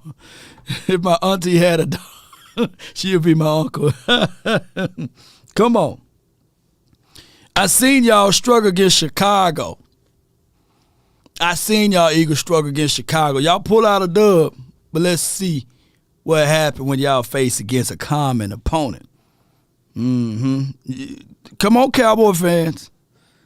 Come on, man. Don't y'all be folding up over here, saying there's no hope for tomorrow, no hope for Saturday. No way.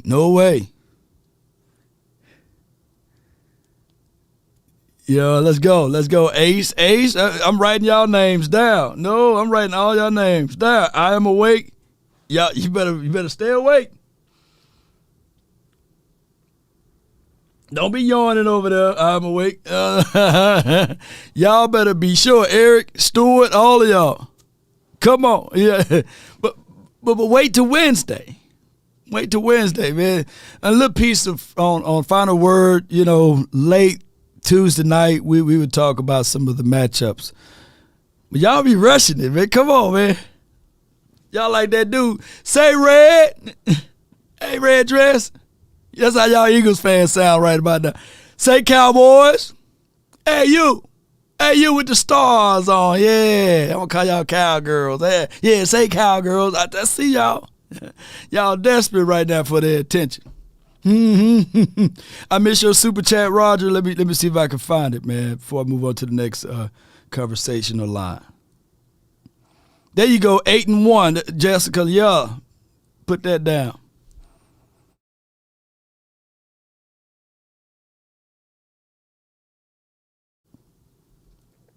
Where you at, Roger? I'm trying to find you.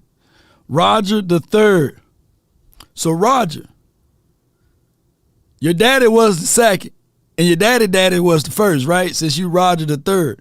Dan Quinn seems to relax when he has the lead. No, I don't think. I think Dan Quinn, he gets into these looks. I think Dan Quinn tried to be too creative sometimes when he got the lead. I look at it like this: when you got the lead, still play the covers, man. Still have your. I know you want your playmakers to make plays, but when you got the lead, you got to still keep safety help over the top at all times on the opposite side of Trayvon Diggs. If it's one person that can get beat, and I don't really get mad at it because I trust his judgment, is Trayvon Diggs.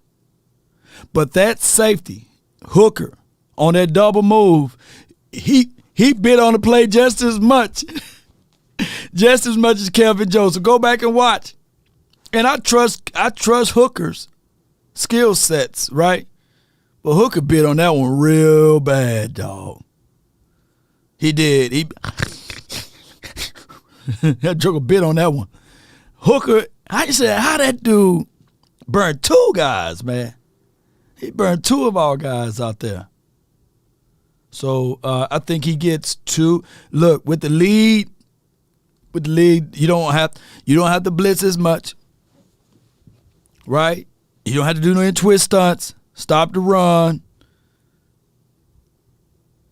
Fix this stuff, man.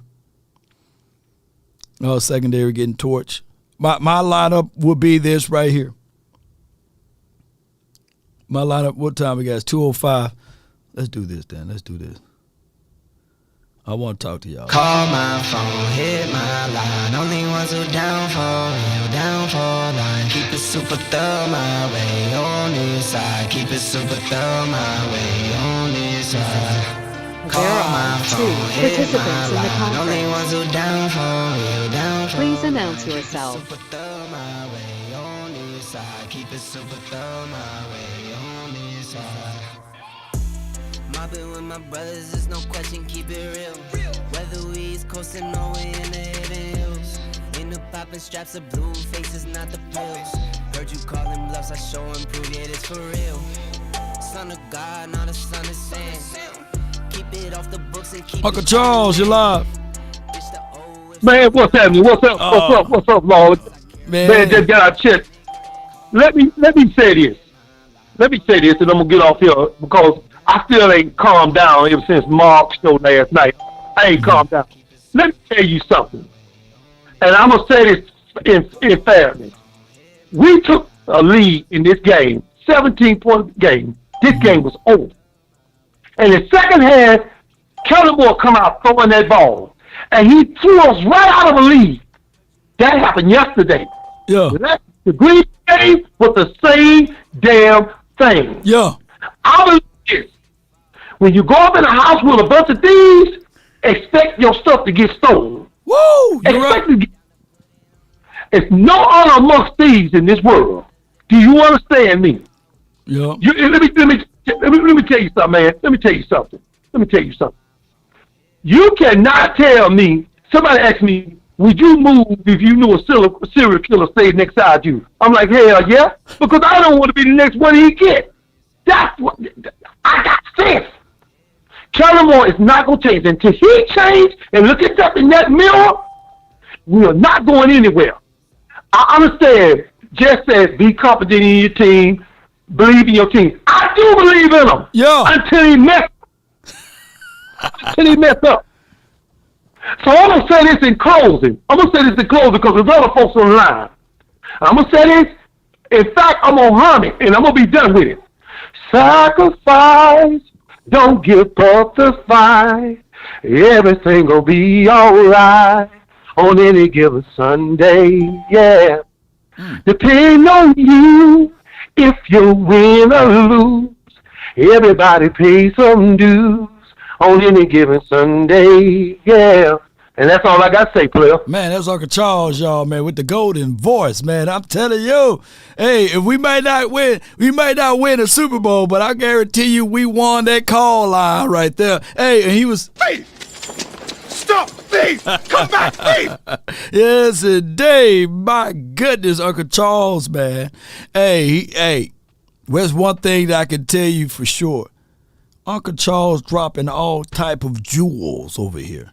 And when you have a pet snake, right, you can look at a snake and you'll say, oh, it's changing. He's nice. Snakes don't change.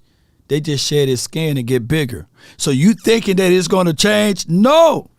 There was an article one time, David Irvin, he had a pet snake, and he was talking about a situation that he seen another article of this snake that was refusing to eat. They had this snake not in a cage. And every time the lady went to sleep, the snake would line up and lay right beside her, right?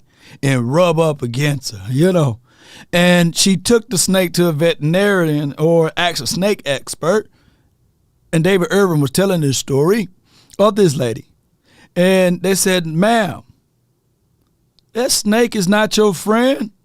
He is not trying to lay upon you, to caress you. He's sizing you up. He's not eating so that he can eat you. And that, my friend, is what snakes do.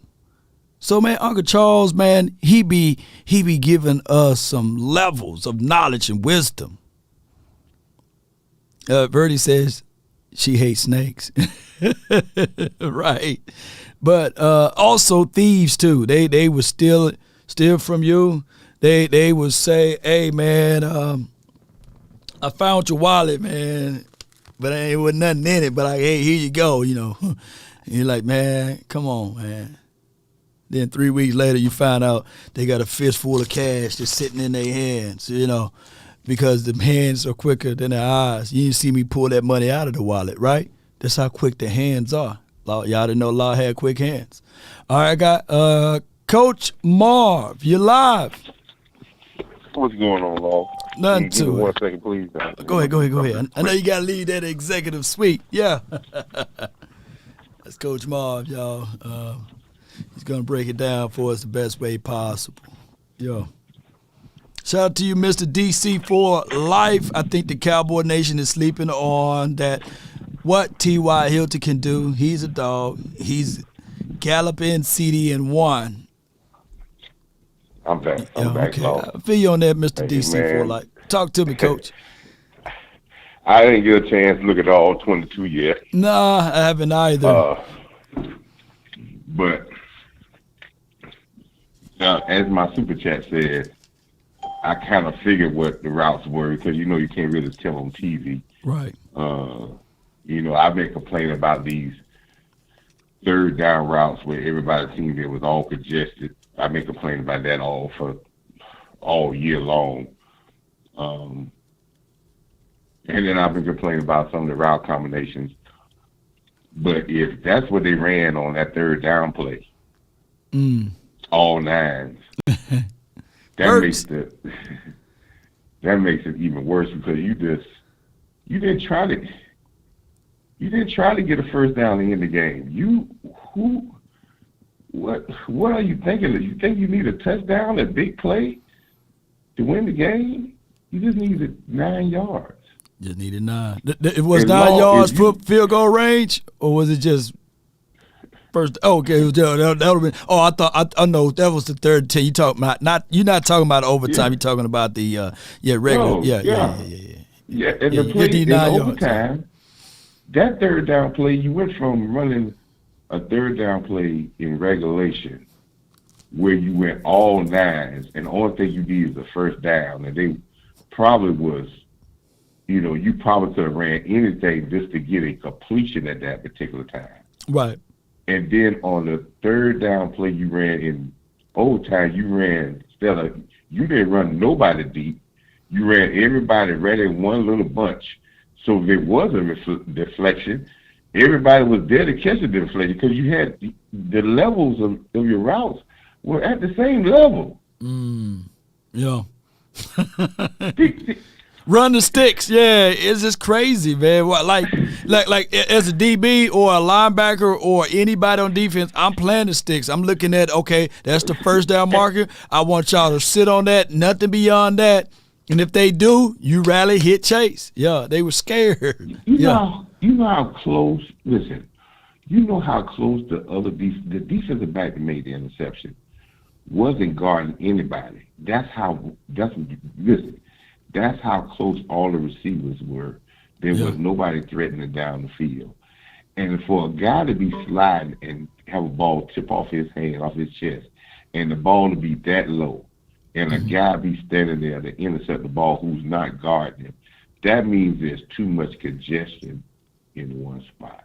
You ain't lying. Oof. So, but anyway, let's get to what I wanted to say about his. Mr. Teddy Bruschi. Remember Teddy Bruschi said what he said last week, right? Right. Oh, he came out with another nugget this time. Well, if somebody get that clip, because I was watching right before the game, you know, that show he be on, I think the NFL show he be on, they be giving their predictions. Right. Mm-hmm. His prediction was, I think the Cowboys, he said Mike McCarthy can't let his team be down like they were in Chicago, in the last game. Right. And we're going to see who the real coach of this team is, the real head coach of this team today is, and see if he has them ready. See, Teddy Bruschi, he know what's going on. He do, man. Get the tape. I didn't lie to you last time. No. You had me review the tape. I'm going to go back and watch. We're going to see who the real head coach of this team is. Well, it is what it is, Coach, man. Coach Marv. That's the craziest thing. But like I said, man, football gods, just like anything else, man, you have to be right and correct with how you do things. And we have 3 weeks that we can correct the ship. Because I'm a long-time Cowboy fan. Right. Listen, the Cowboys have not played. They played sloppy more than they played bad. But you got to understand, we are just so eager, and when you don't lose often, people jump down and they go crazy about every loss. And even our fans talk about, you know how much another team is better than us. But there's only one team that they consider that is good in this league that has one loss. I still think we got the second best record in the league. Still tied for the second best record, or second or third best record in the NFL, and the team is above us in the second place. We beat them 4-3. No doubt. In the NFL. Yeah, you talk about the Vikings. Yeah, so it's right. really any given. It's really any given Sunday. But here's what we are saying. I call it Dr. Jekyll and Mr. Hyde, and we just got to get rid of one of them. We got to get rid of one of them. I'm ready for us to be consistent. You know, and I don't like the two-face. That's who wins, Law. And consistency is a thing that you build, and you have to build that consistency all through your organization. But if it's anything in this organization, one thing you could never name about this organization is consistency. True. I appreciate you, Coach Bob. I thank you for calling in, man. Right. Yes, indeed. That's a good call from Coach, y'all. Y'all put your hands together for Coach Marv. All right, we got Brandon, MJ, and Trey. Brandon, you're live from the 815. Talk to me. I was just about to say, where are them Dak fans at? Where are them Dak callers at? Them lovers of Dak. Like, oh, Dak, he a top 2 quarterback. They MIA. Like, no, they still in here. They still in here. I don't want to become a Battle Royale show again. I'm gonna let the chat. Do y'all want me to add someone else in to battle Brandon? Who want to battle Brandon right now in the chat? Who want to battle Brandon? They lost the last time. Wait a minute now. Hold on, man. We 10-4 now, Brandon. We going to the playoff. And I thought that's when you gonna start judging Dak. You know, Trey. I mean, go ahead. You get the first. You get the first blow because I'm gonna let Trey in. Go ahead. Open argument. Go ahead. Open statement. However they say. Go ahead. My opening statement is: remember, Dan Quinn and Kellen Moore both interviewed for that Jacksonville job. Kellen Moore it turned into Kellen Moore versus Doug Peter, the Peter Day coach. He was trying to polish his title. Dan Quinn, that's a good way to look at it. We allowing him to get away because we done ghost status him and said that he the greatest D coordinator ever. If you actually go back and look, other than when he was with Seattle, Dan Quinn has had terrible defenses. These are facts. I'm not just talking. Hold on, before you go into details. So you are telling me you would rather have Kellen Moore over Dan Quinn? What I'm telling you is, we had two coordinators who lost their way. I'm not sure what was going on out there. For sure, Kellen Moore was trying to let everybody see, I should be a head coach. What I'm saying is, I think both of them. I think especially Kellen Moore got lost in trying to prove something. But that's just my little caveat to. So y'all can, because I know y'all really want to blame Kellen Moore and not Dak. But I want to get to Dak, but I just wanted to say that first. You want to say that? So what's your Dak state before I let Trey? Because you know what Trey come in, she got no gloves, fam. I'm going to tell her. Go ahead. She lost the last time. Okay. My thing with Dak is this. In the first half, you guys saying when we run the ball, when we're run centric, Dak is amazing. Second half, Dak showed you. When we think Dak is a top 10 quarterback, he fails us every time. When Dak is under pressure, matter of fact, let me even say this before you let Trey in.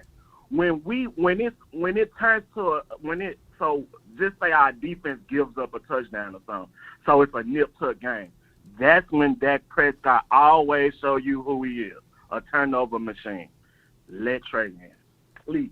Okay, all right. But, boy, you took the wrong stance, though. I'm going to let you know, because first half Dak was looking good, man. I said the first half he looked good, but when it turned to a nip tuck, and see, that's what I'm saying. Okay, go ahead. He played well in the first half. I got Trey in the house. You live with Brandon and Law Nation.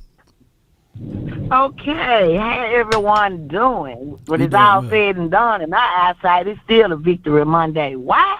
Because I know this is what goes on every time, every year. This is what goes on around this time. Cowboys, we lose a game or two, you know what I'm saying? Now it's just that in the third. Now, back to you, Brandon. You're not going to sit here and tell me that my quarterback is not a great quarterback, because he is. It is not his fault that we have a OC and a head coach that will not be physical enough and have that mentality, that heart of stone, and get on these players when they slip up and do stuff like this, okay? Instead of being like Jason Garrett, clapping their hands every time they do something retarded. Feel me? So I'm not going to let you hang Dak up to dry, because Dak was doing great. I don't know why. That first interception, I don't know.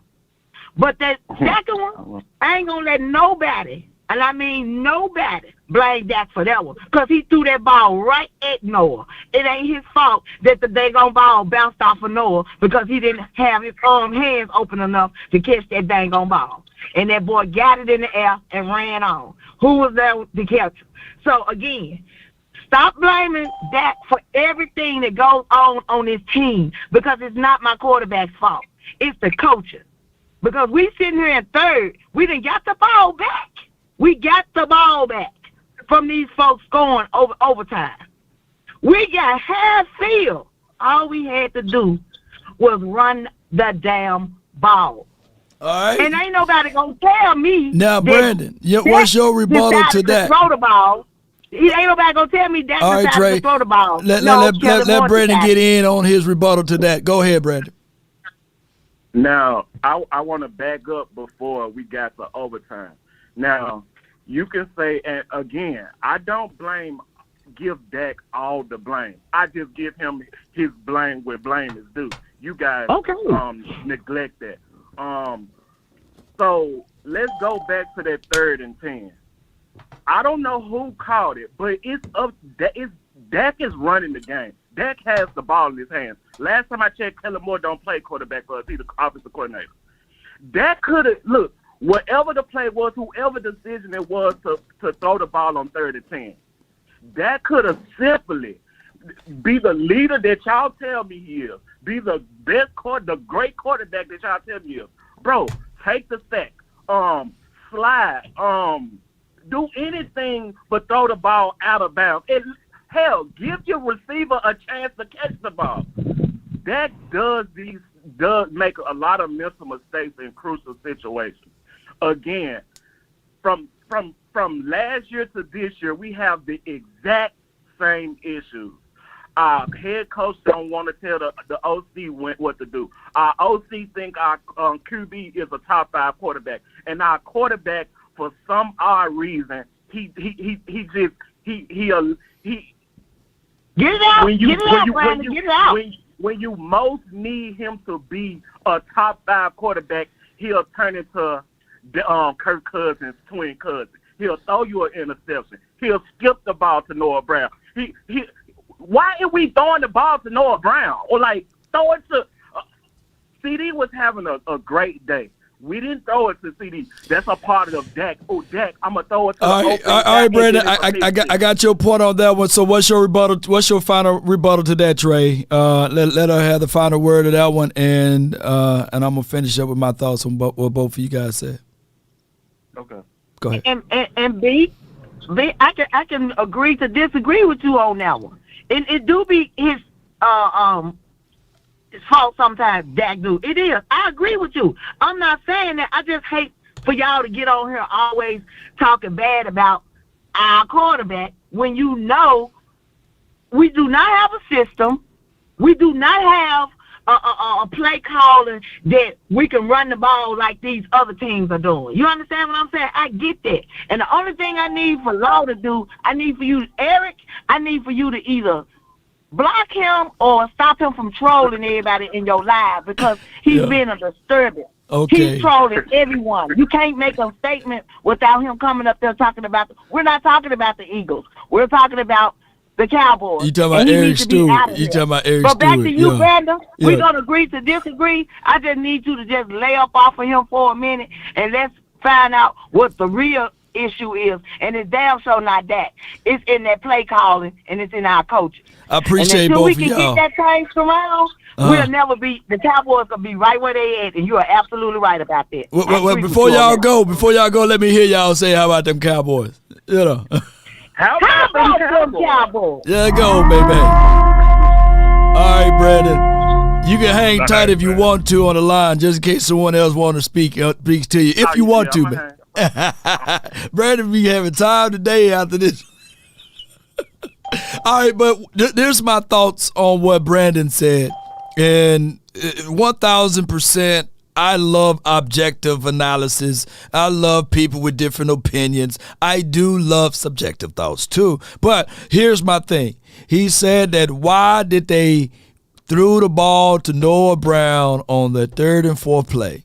When you go back and look at that play was designed for Noah Brown.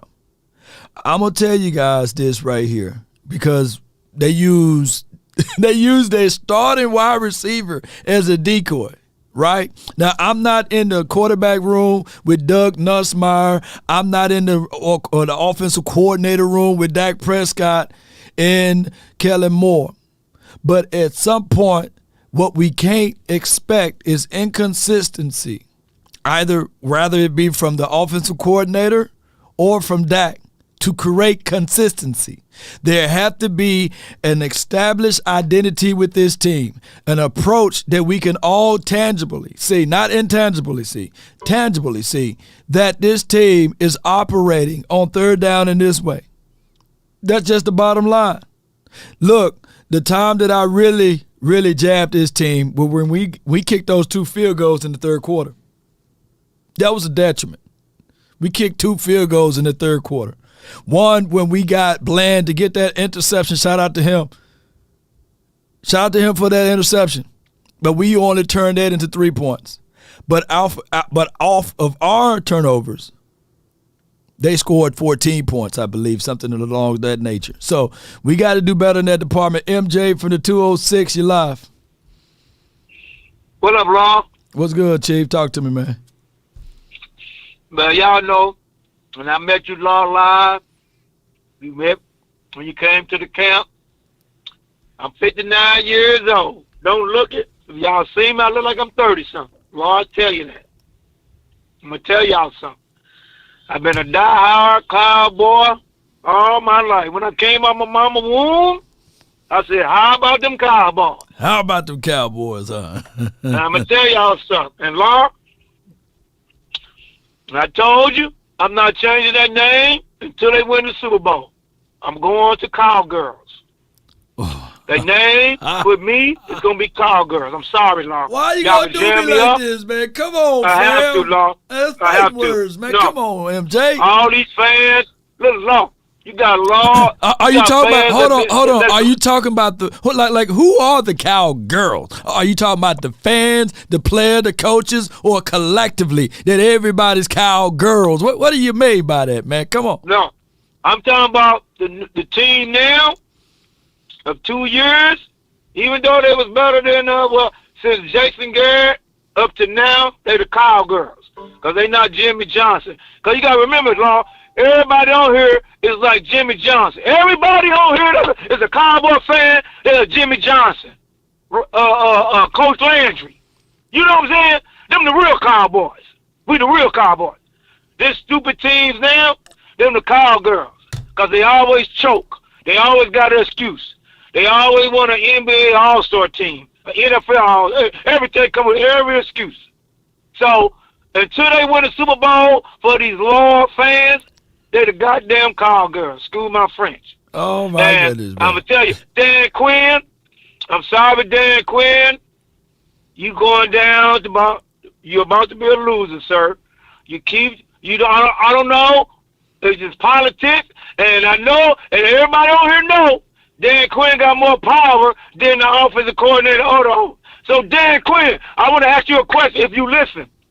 Why my starting lineup? This is my starting lineup. Go and give it to me before you go, man. The big new guy. Go ahead. My big new guy. He's in the middle. The guy we just picked up. Anthony Rush. He's in the middle. 91 is starting in the middle. Number 90, defensive end. 92 is going to switch up with 94, with 54, and 56. Them the ends. Number 11 is going to play the outside linebacker so he can rush any kind of way. 33 is in the middle. 14 is the linebacker. The new corner is the new corner. The other corner is 7. My two safeties, they could be whatever, but they're going to play on the top. You put that number 1 out there, both like you say, the safety dumbass. He could burn 2. He's supposed to be on the top. I know as a safety, nothing get past me. Right. I don't care if my corner get cooked. Hey, every Cowboy fan, any corner that get cooked is on the safety. I'm supposed to have over the top. Don't know about it. Never supposed to get back. So that's his fault. He's making that number 1 look back. If I would have put that, I would have put 28 over there.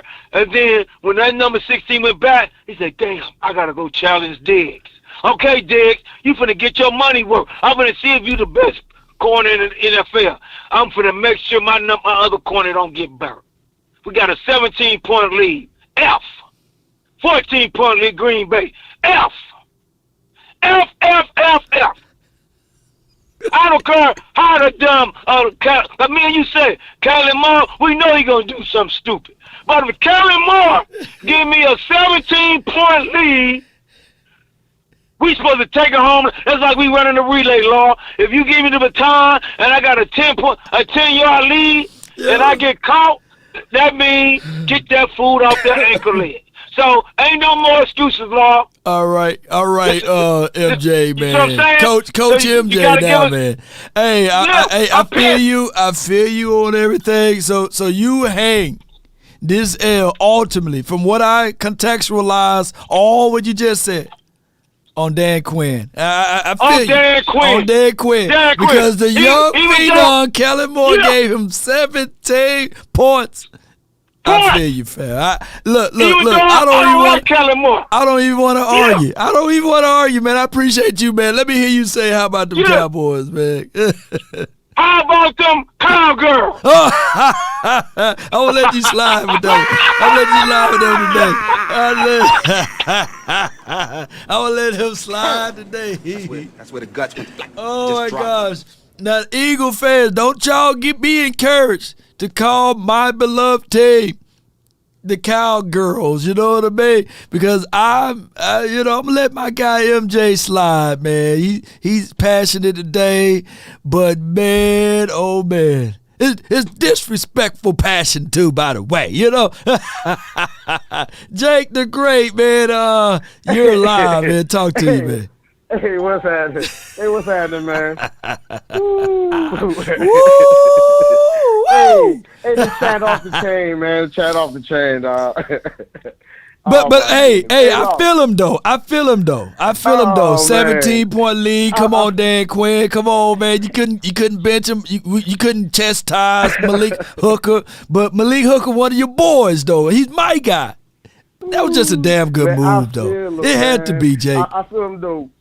I feel him because I was talking to Uncle Charles, bro. I say, man, listen, to be a Cowboy fan, boy, you got to be strong-hearted, bro. Because look at here, I'm trying to keep that positive energy, but my heart was broken in 1998 when we was at that Texas Stadium, and a man by the name of Jake the Snake Plummer came in there and whooped our butt. Heartbroken. Then next thing you know, we play a team that just welcome to the NFL, Carolina Panthers. The Carolina Panthers. Ain't no way, no how. Yeah. We lose. Bro, during that Super Bowl, that playoff game. Hey, you remember the quarterback for the Carolina Panthers? He was on the practice squad for us. What was his name? Yeah. The man. Oh, I shouldn't. If I hadn't said it, but that joker would light it up. I was like, wait a minute, that was on Troy Aikman 2.0. Hey, I remember like a little kid, that linebacker, whatever his name is, for Carolina, number 51. He got out the huddle excited, like he knew the play. Yeah. Like he knew the play. And Aikman looked at him and threw it, interception, and there goes the Cowboys losing. Jake DeHolmes. His name Jake DeHolmes. Jake DeHolmes. Blake DeHolmes. No, I remember. Jake DeLone. I remember on Madden that joke was DeHolmes. Oh man. Pat Summerall, DeHolmes throws a touchdown. It's good, Hey, RP Pat Summerall, bro. I'm so heartbroken, dog. When Romo dropped that ball, I didn't see it live because I couldn't watch it. I went out the house. I said to my brother, "Hey man, you tell me what happened. I can't look." My brother, he's a 49er fan also. Oh wow! He comes out the house jumping. I'm like, "Oh man, what could have happened?" This man dropped the ball. So I'm here to tell you, out of all these heartbreaks, the only good thing I'm happy to tell you, I'm happy that we're not playing in that stadium for the playoffs. Because I'm going to tell you what, we are a soft team, soft organization.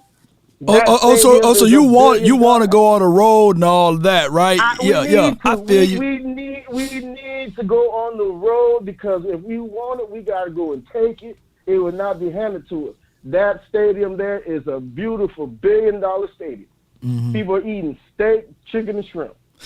Ever since Eli Manning signed that stadium, it has been cursed. Any big game, we ain't winning it. We have to go on the road and win these three. Right now, I don't even care about that Philly game. Because if we win and lose, of course I want to win. But I want to see how we win. Because it's all about these next three teams that we're playing, they're all fighting for a playoff spot. Yeah. Washington's going to be fighting for a playoff spot. Tennessee's fighting for a playoff spot. We get this last little home game, and it's time to buckle up and go take what's ours.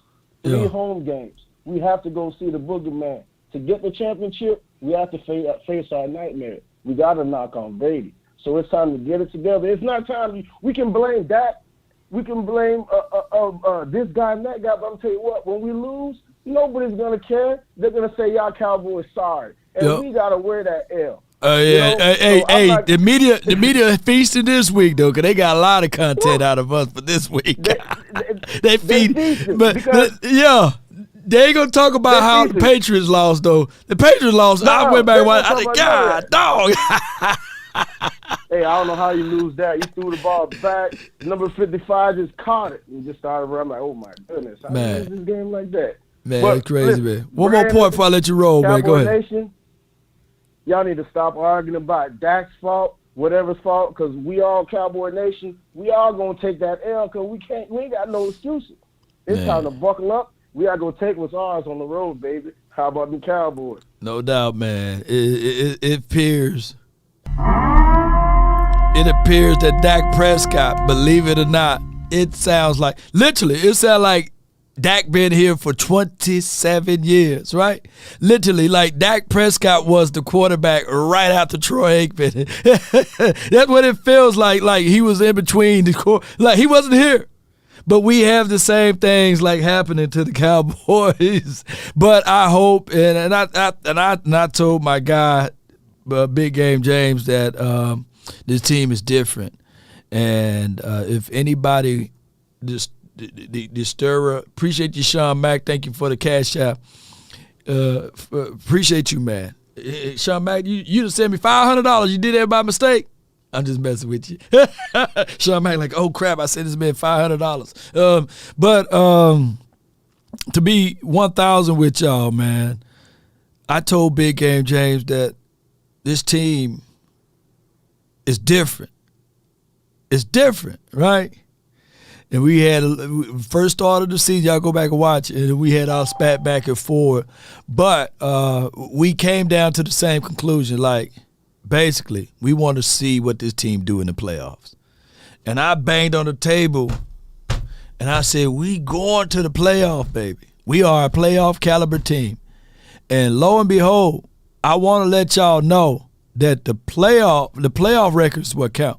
The regular season, it don't mean a hill of beans now. It don't. But what you don't want to do is limp into the playoffs. You want to roll in with the playoff with all of that good momentum. Ain't that right, Dr. Q? You're live. Hey, what's going on, Lob, man? I had a couple minutes. I'm listening to you, man. Wanted to just call in. But, our fans are fired up right now. Hey, I wanted to address the caller he talked about, Dan Quinn. So let me just say this. So Dan Quinn, he said Dan Quinn defense has been sorry. Dan Quinn was the coordinator for Seattle in 2013. Mm-hmm. They were 13-3, went to the Super Bowl, ranked number 3 on defense. Mm-hmm. 2014, went to the Super Bowl, ranked number 2 on defense. Mm. He got the Atlanta Falcons job in 2015. They went 8-8, but he took the Falcons that year from the 28th in the lead, 1 points allowed, to 18 points allowed. That was 2016. 16. Yeah. So for the caller to say that his defensive schemes or something, I heard. Hold on, Doctor. You gotta lay it up, man. What were the Cowboys' defense before he got here? You just gotta lay it up for me though, and then go into that. Oh man, Cowboys defense was. I think they were 31st to 32nd. They almost dead last.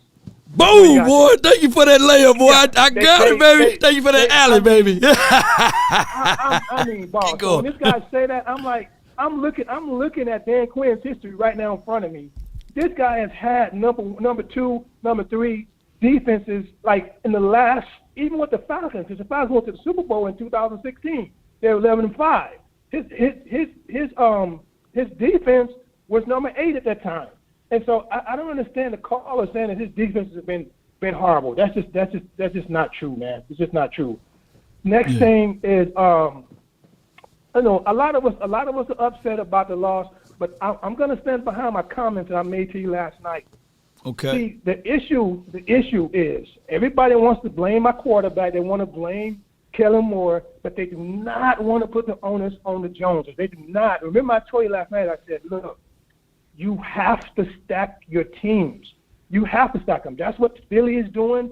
All these top teams you see, their teams are stacked, man. They went out and spent money and got players. Yeah. You can't be. I think that one of the callers said something about Dan Quinn and put this person there, put this person there, put big man in there. Well, when a player comes to your team, it typically takes 2 to 3 weeks to get them in there because they got to understand the language. So you can't just say, "Hey, man, go in there," and you don't have a clue on what's going on. So he was totally wrong. The caller that just said that is totally wrong because you can't just put a plan at the first time. Right. And here's your point on this one too, Doc, is that Anthony Rush is out on the streets because the Eagles stacked their team. They went and got Lavelle Joseph. They went and got a Sue and said, Anthony, hey, man, we got no room for you, not even on the practice squad. And that's why he's on the streets. And now we're expecting to insert him in over Bo? No, I didn't want to go back and forth, my guy, though. Exactly. That's what I'm saying, man. Jerry Jones is saying they're in the win mode now. But, man, like I said, you have to – right after the Chicago game, you had Raekwon Smith. I'm going to keep bringing up that name. Raekwon Smith, you had him there, right? You could have went and got him. 2 days later, the Ravens get him. That's your run stopper right now. Now you can play chess with Michael Parsons. You got a Raekwon in there. I don't understand why they didn't get him. You had Deron Payne trying to get out of Washington. That's your run stopper right there. And then – you could have went and got my man Stephon Gilmore. Now, I know he's a little long in the tooth, but Stephon Gilmore still has some mileage, man. He still has some mileage. So that's what I'm saying. I don't think, to me, when Jerry's saying we in the win mode now, you're in the win mode now, but look who you signing. You're not signing. You're not trying to go and get the players like Sue's caliber. I'm not saying get Sue, but you got to get somebody that's closer to their calibers. Now, And I think Philly picked Sue up on like a 1-year rental. You know what I mean? Yeah. You're in the win mode now. Right. Yeah, you're in the win mode now. You have to go get those kind of players to win mode now.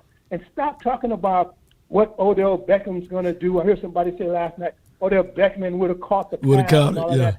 Again, you can't. Even if he caught the pass and we scored 40, but you're giving up 41.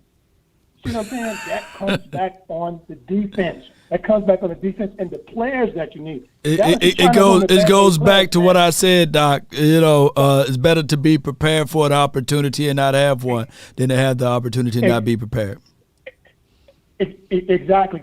So, Doc, real quick, let somebody got to go. When I look at my Cowboys, and I love my Cowboys, man, when I look at them, and this is the honest God truth, when I look at our defense, man, I literally see two dogs on that. And I know, and to me, that's Michael Parsons and that's Diggs. And I know a lot of people want to kick me when I say D-Law. Man, D-Law is inconsistent. I'm not saying he's not good. Right. He's a good player. Right. But I do not put him on that dog level. And that's what the Cowboys D is missing. I can literally say they have two dogs, in my opinion, on that defense. And that's it. Everybody else on there is good to average. But them two I mentioned, hey, they take it over the top. Last thing, all I want my Cowboys to do these 3 weeks, man, is just be quiet. Just keep it quiet. Go out there, play your game like you were playing early in the year, because people are going to talk. They're talking. It's going to be. But before I let you go, Doc, it's going to be impossible to be quiet after the 24th. It's the only thing. Exactly. Because here it is. If you beat the bejesus out of the Eagles, they're going to say, "Oh, it's Super Bowl." And they're gonna start. Exactly. They're gonna start smelling themselves, and then they got to play the 8th-ranked defense out of the Titans, right? And then they got to play a team that's going to be looking at the situation like they just want to beat the Cowboys out of the Washington. And then if you lose against the Eagles, it's gonna be like, oh, say, and then the Cowboys gonna be forced to talk. That's just the thing we get dealing with. Yep. And then I saw somebody in the chat here saying, well, the Eagles might rest all their starters. You see what I'm saying? So. Yeah. I just don't want my boys to just go out there and play your game. I know it's hard to block out that stuff, man. You're a Cowboy. It's hard to block out all that mess. But just go out there and do what you have to do and just take care of business. And I believe they will, man. I truly believe they will. No doubt, man. That's all I got to say, brother. Appreciate you, man. Appreciate you. All right. Okay. Take care. That's Dr. Q, man. That's Dr. Q. All right, I'm giving y'all the lineups, man. I got Queen, I got Coach AJ, and then I got Kobe Cowboy. Those are the next three. I appreciate everybody for patiently waiting with me on this stream. All right, Queen, you're live. I would hit the note, but I don't think I can right now. Queen.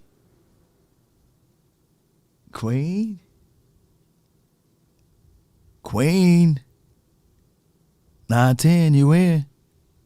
Hello, I'm sorry. Oh, okay. Woo! I said, man. Oh, you only gonna come if I hit the note? I was gonna try to hit the note for you, then. I'm sorry. The doggone VA just called me. I was like, he's not going to answer me now. It's like,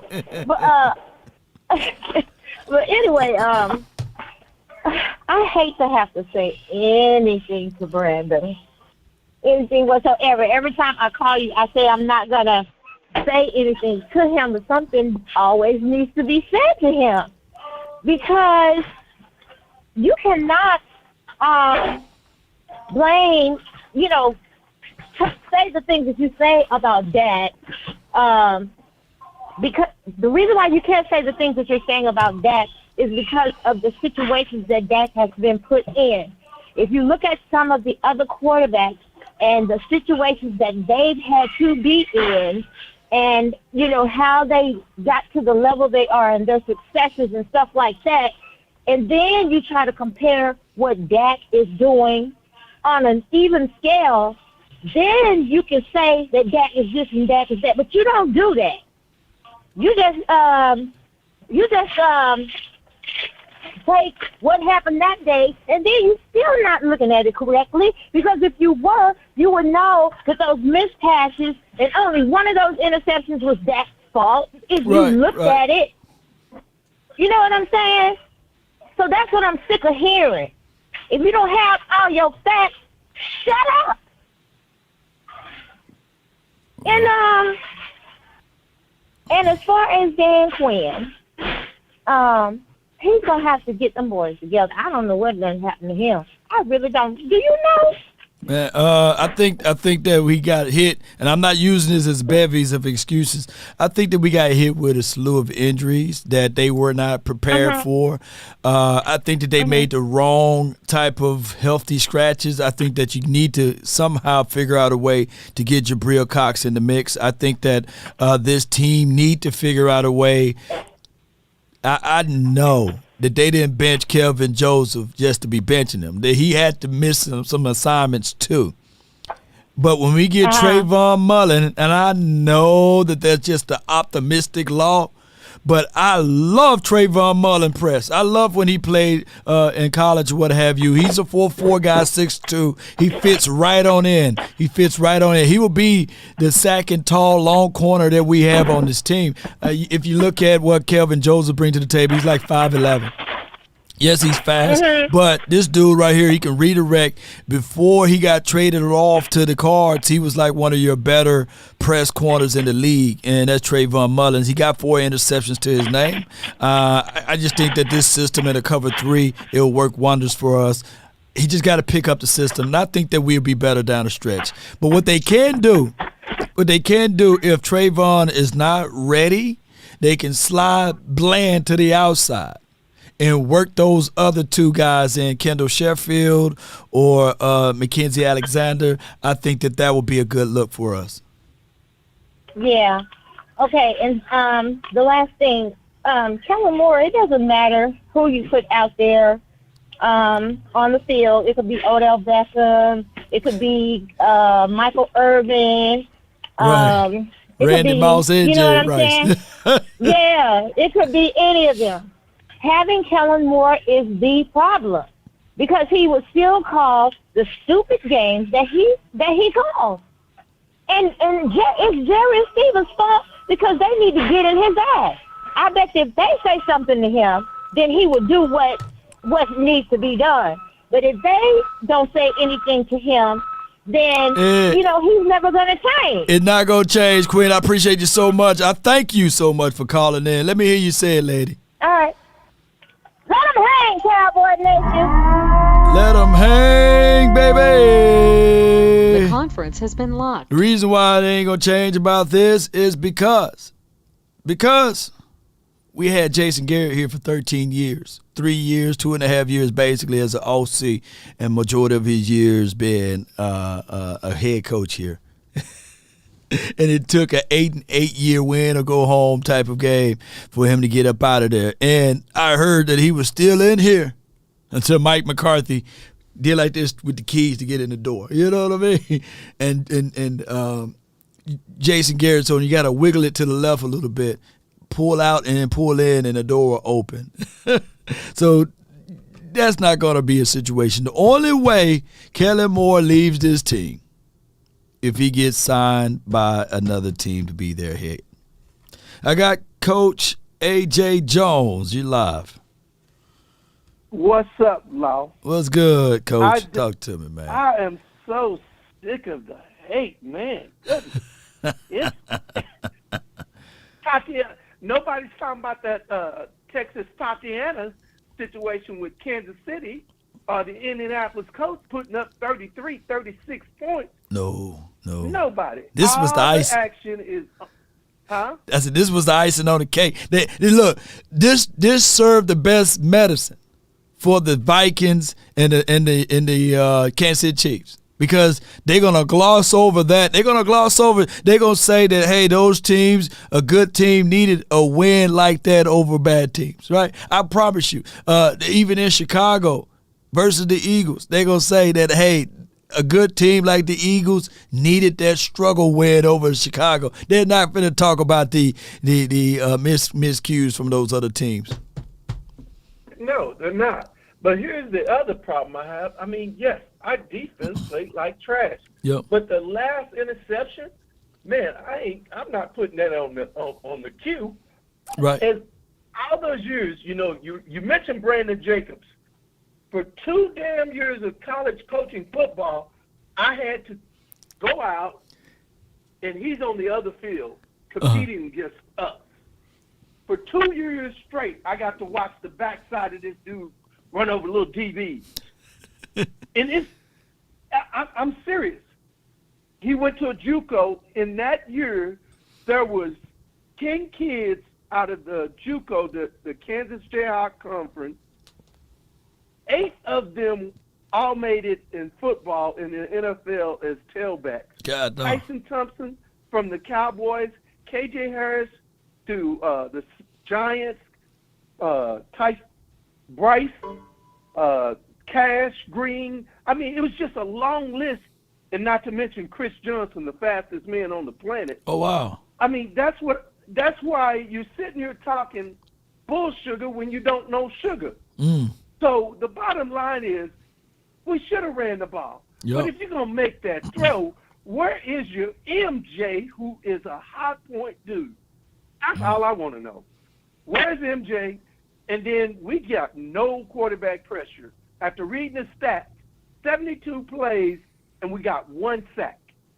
1 sack. They got 2 backup tackles, left tackle, right tackle. Where is our pressure? None to be there. We had none. And I know D-Law's hurt, but dang, we got Dante Fowler. What is he doing? Put him in the game. He did absolutely nothing yesterday.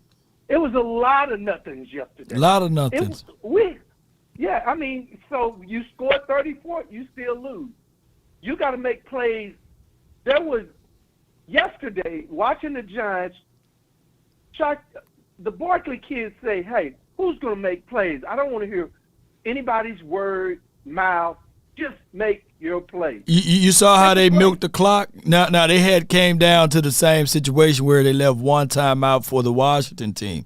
But I still like the way they milked the clock, because they ran the ball out of a traditional set too, Coach. Don't you know the Cowboys are in the bottom half, like literally like the 30th or the 28th ranked team in pass block run weight? You know what I'm saying? And win rate. And I want to ask. Yeah. One other question. Hey, we know we need 5 yards. Right. Why not line Peterson up as a full block? Let him get in motion and come across and hit the end. See if they can take that punishment. Right. No, do the same dirt that the 49ers do to you on the kick-out game.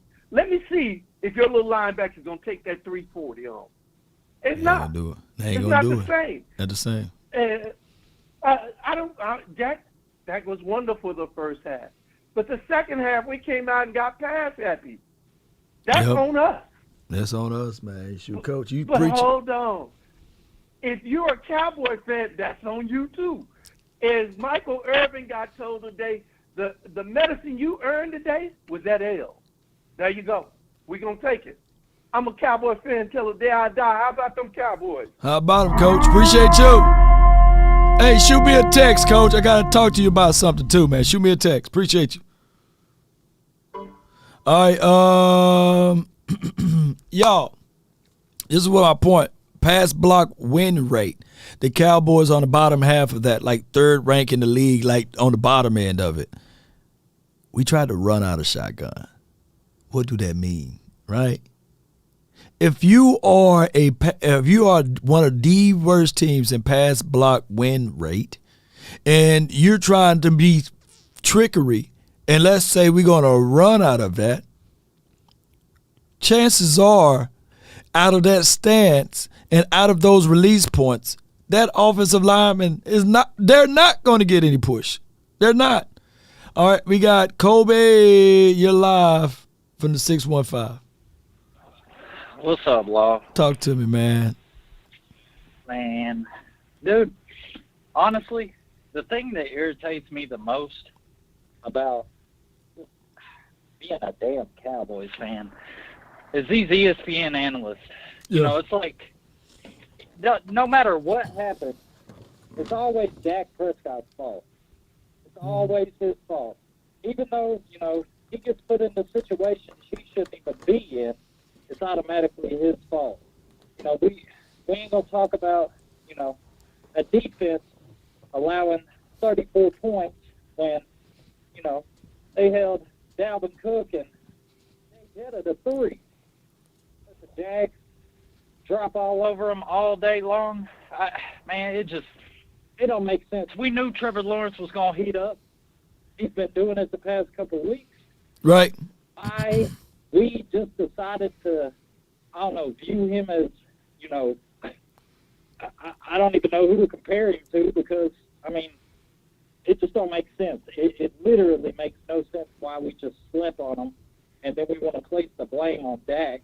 And, I mean, realistically, you know, that defense should have just stepped up. I don't know what's going on. I understand what, you know, we got some folks hurt, and losing LVE right at the start, that definitely hurt.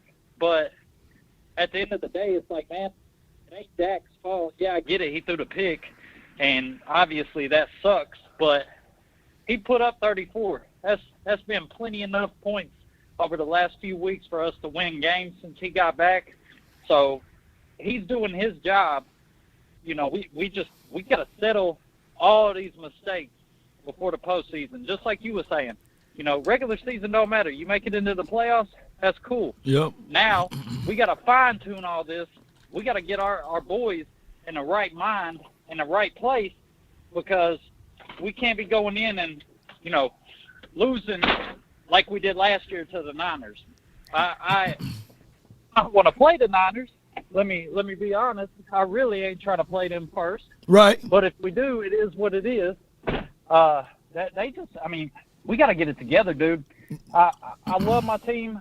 I ride for my team, but man, they making some very, very rookie mistakes, especially, you know, with on the field and off the field. You know, the coaches. You know, it's just like that video you shared earlier. No doubt. You know, talking about running the ball rather than throwing it on third down. You know, why in the world would y'all not just run the ball and give them the ball back with no time?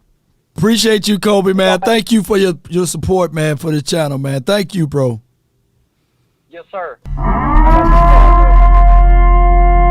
All right, y'all. All right, we got, let me count how many people we got here. 1, 2, 3, 4, 5, 6, 7, 8, 9. I got 9 people in here. We're going to get through these 9, man. Cam for the 205, baby. You're live. Hey, how you doing, Law? Man, good. One thing man. I want to ask you a question because, you know, it's been fingers pointed everywhere. But I want to ask you a question. If you're in the car with somebody, right, and y'all, just say y'all rob a bank or y'all did a drive-by and somebody got killed and they come get y'all, right? Everybody that was in that car or everybody that was in that bank robbery, whatever crime it was, everybody's going to jail, right? Unless you're T.I. T.I. said you can't. Oh yeah. If somebody died, you know. Right. Or in Charleston white voice, unless you gonna You know, because gonna snitch unless you gonna jail. Yeah. Everybody in that car going to jail, right? Everybody my going whole to jail, thing man. It's not Kellen Moore's fault. It's not Dak's fault. It's not Dan Quinn's fault. It's not Michael Parsons' fault. It's not nobody's fault. It's the Dallas Cowboys' fault, and that's because we a team. We ain't individual guys. If that's how you want to play, then we gonna continue to lose. But I feel like until we get in our head as fans as well, we are a team. We are an organization. Yeah. It ain't nobody bigger than the next man. It ain't nobody bigger than the next man. Because and the reason why I say that, because you seen when Dak got hurt, Cooper Rush did what Cooper Rush was supposed to do until he showed that, okay, I just can't do it no more. This is all I had in the tank at this point. Right. Against, But you know what we got And going then on, Cam? We got two things that don't match that be going on, like the peanut butter, no jelly. You know what I'm saying? That's just how it goes, man. When we do have our look for the first 5 or 6 games of the NFL this year, the Cowboys were being compared to the '85 Bears. Right. Now we just gave up 40 points. Well, at least 30-some points this last game. 34 points at least last game, right? We ain't getting compared. I don't think the '85 Bears ever gave up 30 points, right? So it's things like that as soon as our offense is humming, our defense falters. As soon as our defense falters, our offense is humming. You know, so it's just one of those things that we don't have things that match. But you know what it goes back to? Talk to me, man. It goes back to that mentality. It goes back to that mentality that we had in. Hold on. So it goes back to that mentality that we had when we played the Vikings. Right. Where we was clicking on all cylinders, when we played a full game. That's another thing that we need to establish. Me and Uncle Tyler was talking yesterday. Like he said, we don't know our identity. Yeah. We know our personnel. We know the ingredients to win, but we don't know our identity. Yeah. Right. Because at the end of the day, the issue is either we gonna keep throwing to let that look pretty, or we and stop the run, or we just ain't gonna run at all and still try to make that look pretty. So it do falls back on Kellen Moore. You know, you said earlier in the show, because I watched the whole show. I love watching. I appreciate you, man. You said earlier in the show. Yeah, you said earlier in the show. You said that Kellen Moore has a quarterback mindset. He probably do, but what Kellen Moore don't have is an offensive mindset. It did sink in. He do, and that's just what it is. But Cam, he don't. Just like Andrew Martinez says, Dak choked Prescott. We can literally just go back 10 years, and I promise you, there's another Andrew Martinez somewhere that said Tony Romo choked. You know what I'm saying? Tony choked Romo, right? We've been trying to do the same thing over and over again, expecting different results, because why? The only thing we doing is crucifying our team. We crucify our team, you know. On top of that, Cam, remember I said earlier about 2 hours ago on this show that should I do some things that my granddaddy did? I do some things that my father did, you know, because I've got the same traits, got the same talk track, you know. That's the same thing we're still seeing from this team. Kellen Moore is a derivative, or he's an offspring of Jason Garrett. Right. We going back to the same things, right? But I will say this though. Talk to our me. defense had got better when we got all of Jason Garrett offspring from them. We said, okay, we gonna bring in Dan Quinn. Okay, our defense got better. Okay, yeah, let's drop Kellen Moore. Let's send him to wherever, and let's pull somebody else in. Yeah. And then and Dak already get his criticism, because some of the criticism Dak do have to take. Right. And like I said, I'm a Cowboys fan. True. So I'm just a single player fan. Dak do be having his games where he screw up. Right. But when you get Kellen Moore up out of there, and I really hope they do that, whether we win the Super Bowl or not, right, or whether we win playoff games or not. If you get Kellen Moore out there, bring another coordinator in, see how he works. I'm gonna give him 2 years before I say, okay, it's his fault or it's Dak's fault. Because like I said, at the end of the day, whilst we point people out, when we understand that they don't say They don't say this person. They say the Dallas Cowboys. When you look up, they say, are the Dallas Cowboys Super Bowl worthy? Are Dallas Cowboys? So when they they put that whole name of our team in there. It's the Dallas Cowboys. It's not Dak Prescott in the Dallas Cowboys. It's not Parsons in the Dallas Cowboys. It's the Dallas Cowboys. So when we lose as a collective. No doubt, man. You're not going to win. You're not going to win every fight neither. Some fights going to be ugly where you're just going to get completely knocked out. And some fights you're going to be doing a knocking out. Some fights you're going to be neck to neck until the last person get the punch. Yesterday it was neck and neck until the last person got the punch, and it was the Jaguars. It was the Jazz defense. Jazz defense ran in. They did what they supposed to do. And they I appreciate you, Cam. Thank you so much, man, for calling in, fam. Thank you, dog. No problem. Actually, the Jags countered, right? They had to counter because they picked it off. If you want to do the boxing, like, pick, touchdown. Oh, no. All right, man, we're going to make this quick. I got Bruce, I got Prince Ivy, but I got Gina that's been sitting here. All right, so Gina from the 615, you're live. Hey, what's up? What's up, Law? How's it going? We in the playoff, baby. yeah, that's it right there. That's it. Yeah. We just need to breathe, relax, and just chill. Get your shoulders down. Chill a little bit. It's gonna be all right. I was thinking last night. I said, now our conversation right now would be different if Sean Payton was our head coach or Bill Cowher, somebody like that was our head coach, and they called that play to go to Noah Brown. Noah Brown called it. We advanced. We won. Everything would have been okay. Conversation would have been different, right? Yeah.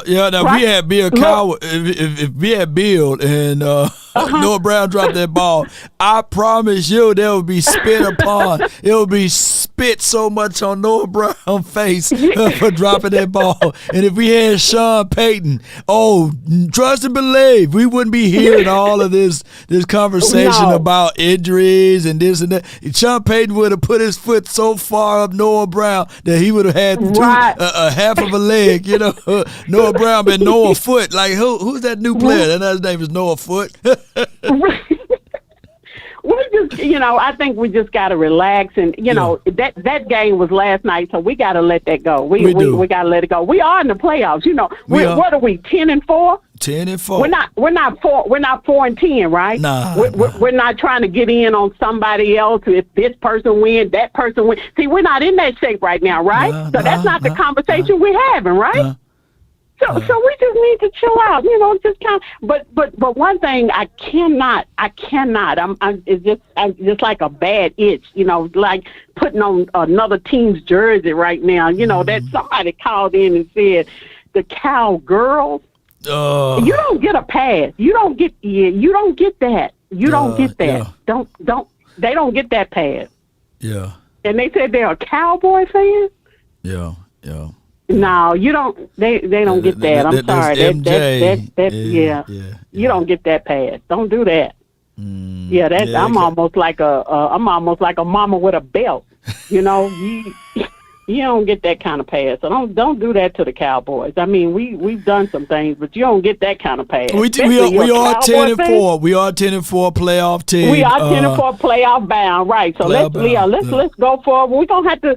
We just gonna have to make this work. But if I was a coach, I'd be kind of talking, to the players. Who's ready to really step up? Everything that's happened, let's put that behind us. But who's ready to step up? Who really is ready to step up and play this ball? I think we've been kind of lackadaisical and kind of just not really playing cowboy ball. But it is what it is. But hey, we are in the playoffs. So in the playoffs, I think you just go back to 0-0 and we just start over. It's a new season, right? It's a whole new season. Whatever you did in the regular season. Look, the last time. It don't matter, do it. For reference points for everybody who need to know and listen.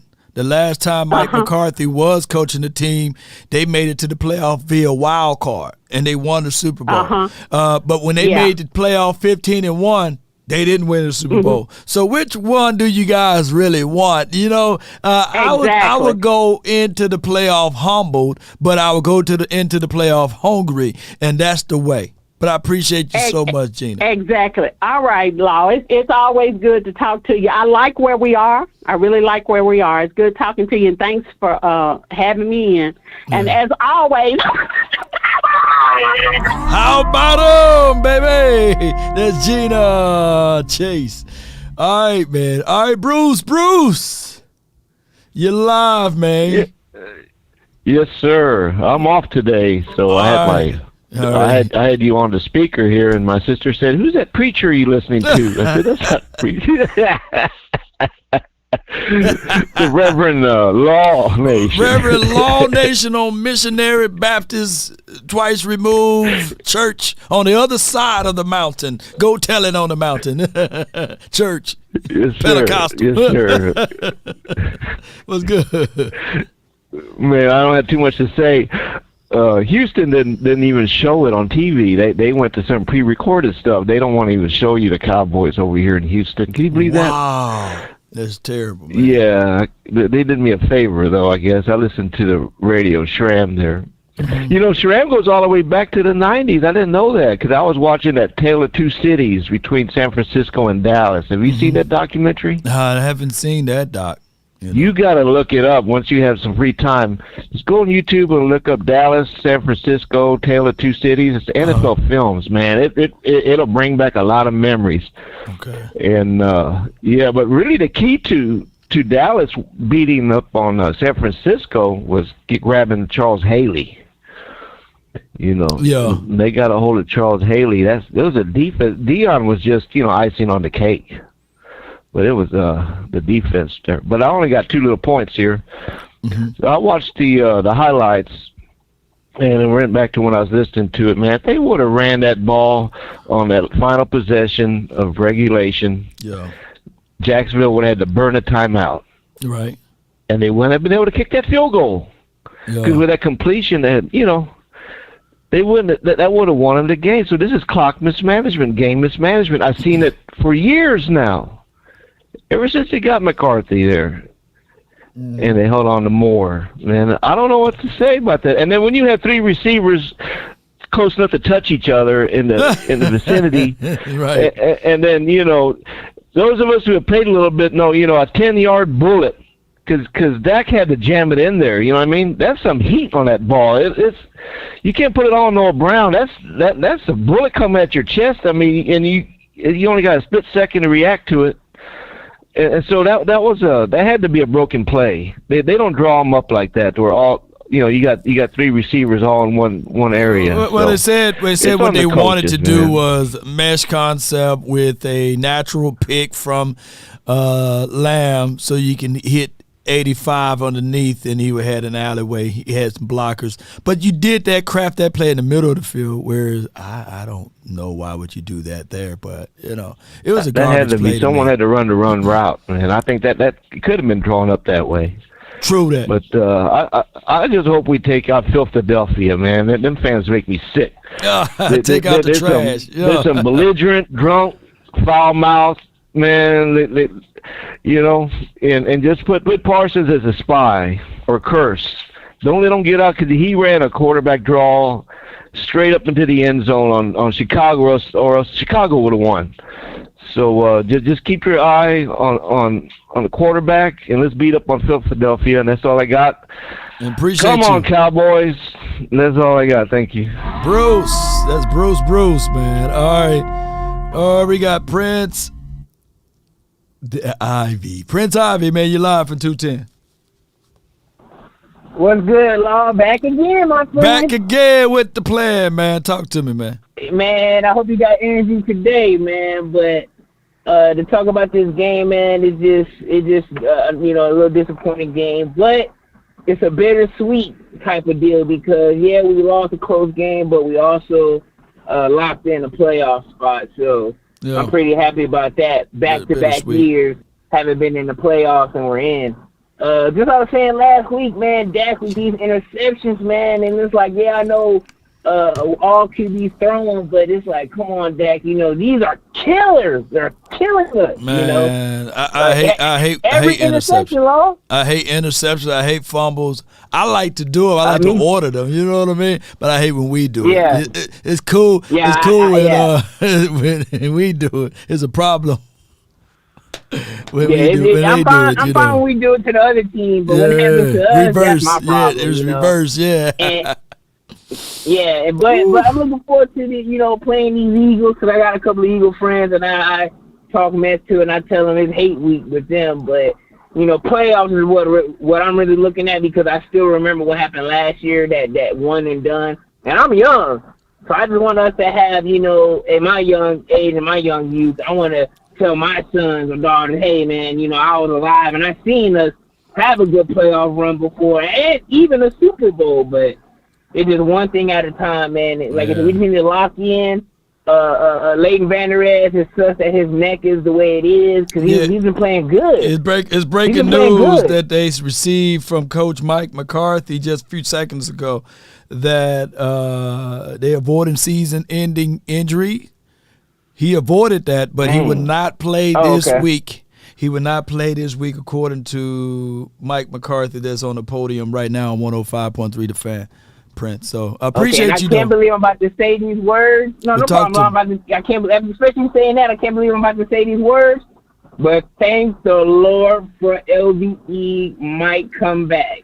We might need him. Yeah. I can't believe I'm saying that. Yeah, you're gonna need him for the playoff run, man. Yeah, we need for the playoff run. All hands on deck.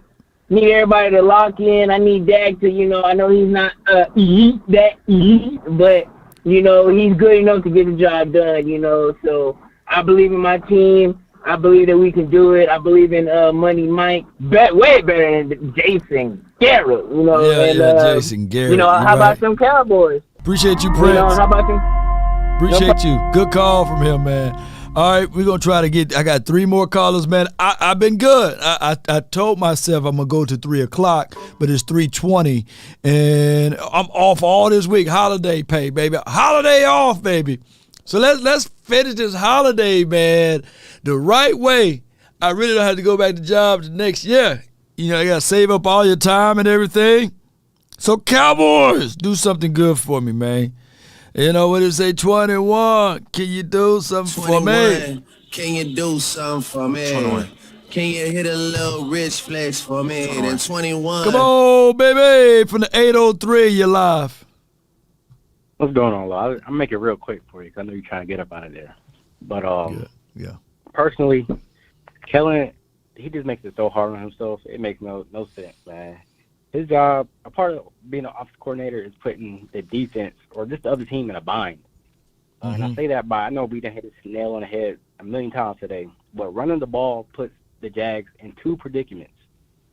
Either they take the timeout immediately and trust that they can run down the field. I'll say probably with a minute 10 left, minute 10 to a minute 5. If they took a timeout immediately after the punt, and make their young quarterback go down the field, at least 75 yards, I would say, for the game-winning or game-tying kick. Or they say, man, we really need that timeout for our young quarterback, so let's not take the timeout. And then we have the option to run down the clock on the punt possession to about 50, 45 seconds, and they get the ball with 40 seconds left in the timeout. Right. So, I mean, that's what you're supposed to do. You're supposed to be playing chess in football, not just trying to be the smartest man in the room is all I'm saying. Like, he just tries to – it's like he's auditioning every week for the offseason to be a head coach. And I hope the team is dumb enough to take off our hands, honestly.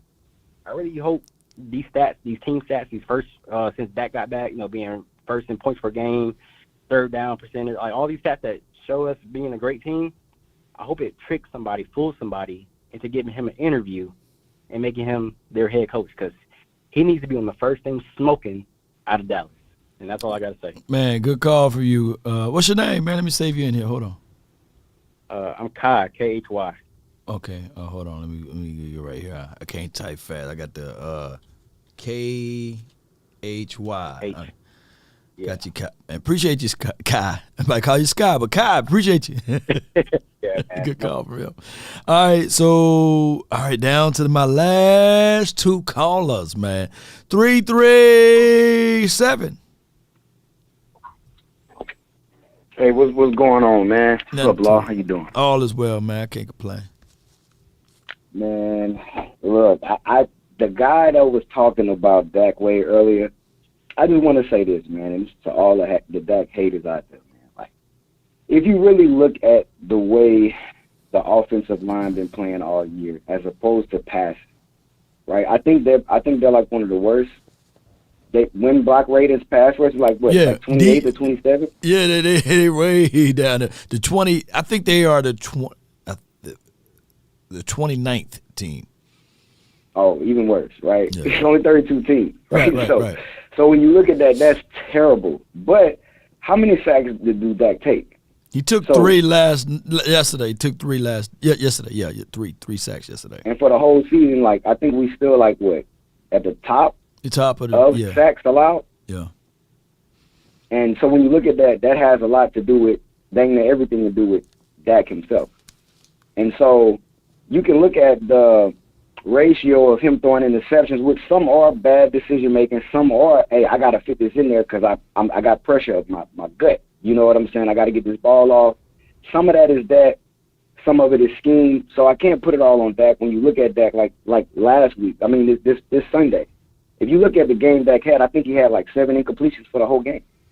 Yep. Here's how you got to look at it too. The interception throw, right? Tyron Smith get beat, right? And I'm telling everybody, of course, this is his first game back, but you know, it was a max protection. You got a lot of guys. He get beat. Dak rolls out to his right. The defender actually hits his arm, and the ball flutters, goes too high, and is picked off. Now, should Dak Prescott swallow that and get sacked? But he trying to make a play, and that's what you want. It's like two things that people wanted. Remember, they said that they wanted Dak to throw in anticipation. He worked on that, and then bam, you know, receivers dropping balls, receiver running bad routes. So bam, you get the INTs. I know it sounds like babies of excuses, but the things that you wanted, you're getting. Look, everybody loved Brett Favre when he was the gunslinger, right? Brett Favre used to be this guy, but no one threw more interceptions than Brett Favre. You live by the gun, you die by the gun. But it wasn't till Brett Favre had sound defense, good playmakers around him until he won the Super Bowl, right? You know, I can't make this stuff up. They ran the ball. People fail to realize, was it Dorsey Levin? Dorsey Levins ran the ball. They didn't throw the ball. They ran it. But keep going. Right, and so when you look at that, and I think when he was throwing that ball, when he got hit, I think the guy was behind him, so I don't even know if he really even seen him to even know, hey, let me hold on to the ball, let me not throw it. You know, so the guy looked like he grabbed, when he hit him, he came from behind, like on his shoulders, kind of around, or maybe to the left side of him on his backside as he was throwing that ball.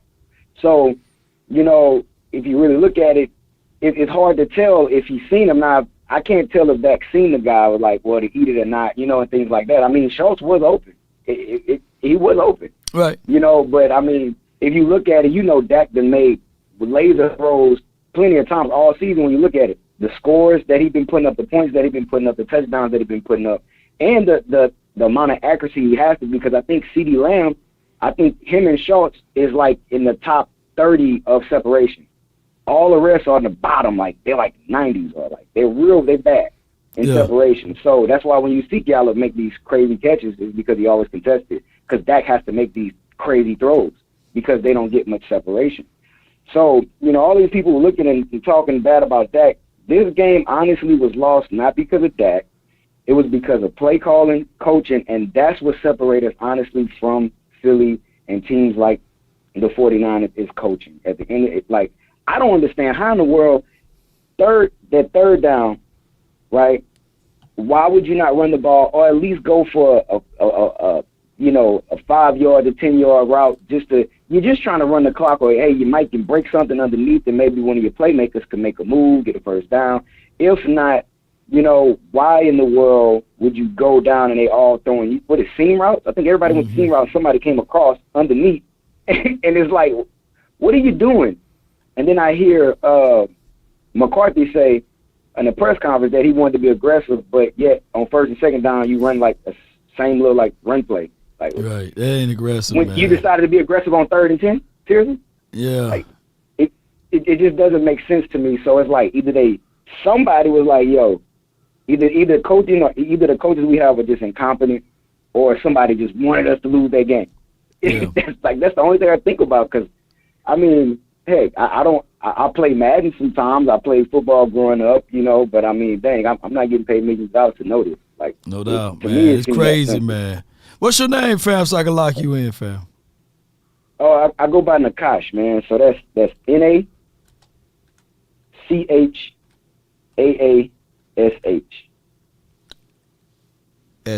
Okay. Yeah. Nakash. Okay. Not Takashi, but Nakash. You know what I'm saying? Not 6'9". Yeah. Yeah, nah. Oh no, nah. We ain't got no snitching over here. All right, bro. Appreciate you, man. We stay away from the rainbow colored hair. I hope Yeah. Cowboy Nation ain't walking around. Yeah, I already know, fam. Appreciate you, fam. Nakash. All right, man. How about it, man? All right, man. Nakash. Not 6'9", All right, 202, you live, man. Your last caller of the hour, man. Talk to me, man. Yo, Law, what's good, man? Man, all is well. Can't complain, man. Talk to me. All right, man. So what I got some. I've been thinking, man. I got some stats because, I've been hearing a lot of run. So how much are we running? 41 times, man. Running with a purpose, though. But go ahead with it. Yeah. So I looked this up, like, where are we at in the league running? So we got, last year, we were 11th in passing. Like, we threw 59% of the time. That's 11th in the league. Right. This year, we went all the way back to 26 in the league. There's only 32 teams, right? So we throw 51% of the time. We run 49% of the time. Of course, it can be more with those numbers were high jumping to me. You know what I'm saying? Like, given what we had last year. Right. I'm like, all right, okay. Obviously, it's times where we should throw in situations, running situations that makes it look like we don't run a lot. But our running backs, they got 19 touchdowns between the two of them on the ground. We're doing our thing, you know what I'm saying? So, what we got, also what I had is the last game, that last play, there was so much that went wrong on it. And a lot of y'all already covered it, but I'm like, who's that, Tyron Smith? He got beat bad on that play, man. He got beat bad on that play. Oh, you talking about the 3rd and 4 or the 3rd and 10 before? The pick, the 3rd and 4, the pick. Oh, the pick, okay. All right, so now the other play that I was talking about, you said the pick. Now, the other play I was talking about, the first pick was when Tyron got beat. Oh, I'm talking 70. I'm talking, who's 77? Oh, yeah, that's Tyron. Anyway. No, you talking about that play. Yeah, Dak couldn't really see him on this play, but that ball came out before. Yeah. Now, he got beat, of course, the dude rushing off to the edge. Maybe Dak can see him in the peripheral. But there's an angle of Noah Brown, literally, should be able to catch that though, regardless, But go ahead with your analysis on this. Definitely, like that was another thing. He needed to catch that ball, and maybe not needed to throw off one foot. Maybe there's a lot of maybes. But I do know, like everybody involved in the offense, like passing, they need to tighten up. Our running backs are doing our thing, and I do think our defense. Yeah, and this is my last point. Our defense, we've been getting beat, but I still think they come through. If you look at last game, we stopped them in the red zone, got the ball back. You look at this game, we got that turnover. That's that game-winning turnover. Yeah. It's been looking a little bit ugly, but I still believe in our defense. I still believe in Dan Quinn. Kellen Moore is shaky, but yeah, that's it. I'm gonna end it right there. No doubt, man. Appreciate you for your thoughts, man, and your concerns about this. And I thank you for calling in, fam. What's your name, fam? I'm Jay from DC. Jay from DC. Appreciate you, Jay, man. Thank you, man. Yeah, I gotta say hi about them, Kylo, because I was at the Giants and Redskins game last night, and I was by I ain't on Cowboys brothers. I'm with my brothers and my sisters right now. So how about them Cowboys? How about them? Appreciate you, Jay, from D.C. That's what I love to hear right there, man. Even in a loss, man, we still got our passion. We ain't going nowhere, man. I appreciate everybody for tuning in. We don't wish injuries upon no one, but according to people over here, I think that the Eagles, they got an injury here, and it's to their MVP candidate, Jalen Hurts.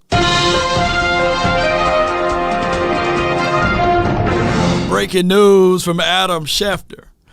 Eagles quarterback and MVP candidate Jalen Hurts is uncertain to play this Saturday versus the Cowboys due to a sprained shoulder that he suffered during the Sunday win over the Bears. Per league sources, Hurts was hurt late in the third quarter when the Bears defensive edge Gibson drove him into the ground. So my thoughts of this whole situation here is I think that he's okay to play. I think that they're going to take precautions, and they're going to make sure that since they are already in the playoffs, they already knowing that they can probably win one more game with Gardner Minshew or whoever else their backup quarterback is. They don't want to risk playing against a team that's angry, for one, upset for 2, 3, been making personalized attacks towards the quarterback, because we know for sure that Parsons and as well as D-Law and as well as collectively how the Cowboys really look to when they play against the Eagles, when Dak Prescott playing. Normally it's a blowout, right? On the other end of things that they said, out of precautions, we're going to arrest our starting quarterback because the playoff is more important. So they are already going to be 3 weeks out resting their players. I had this gumption a few weeks ago about all of this, Cowboy Nation and everyone that's listening, that the situation and scenario is that there were 2 philosophies. One being the Colts back in the days when they had Peyton Manning. And I'm definitely not putting Jalen Hurts in that conversation as it relates to Peyton Manning. But what Peyton Manning used to do, he used to be the best regular season quarterback. But they were so doggone good that 3 weeks out, they would start resting their players, resting their starters, resting everybody. Tupac and Biggie climbing out of the grave, and they put them back in. Say, we're going to rest you. So those were the things that they used to do. And then when playoff time comes, they get on that L train because it takes too long for Peyton Manning to get back into the rhythm and the groove and to the players to get on the same page. I come here to tell y'all that this could be the same situation and scenario that we see out of the Eagles, that their record may be their own pitfall. And wait, this is going to be me like the reverse of Stephen A. Smith. Just wait. They are an accident waiting to happen. Just book it. You can count on those Eagles because last year, 9-8, yeah, they made it to the playoff, but let me know what they look like in the playoff. Playoff is what counts. Playoff is what's matter. Playoff is what is at. And what I'm telling y'all right now, that this team, they're going to phase out of the playoff just like I'm predicting right now. And it starts on Saturday. That's just how it is. That's just what it is, and that's just how it goes, baby. Appreciate everybody for tuning in. We hope all is well from him. We hope all is well. We hope the man get his body together and his shoulder get on the shoulder lean and everything, but this is just what it is.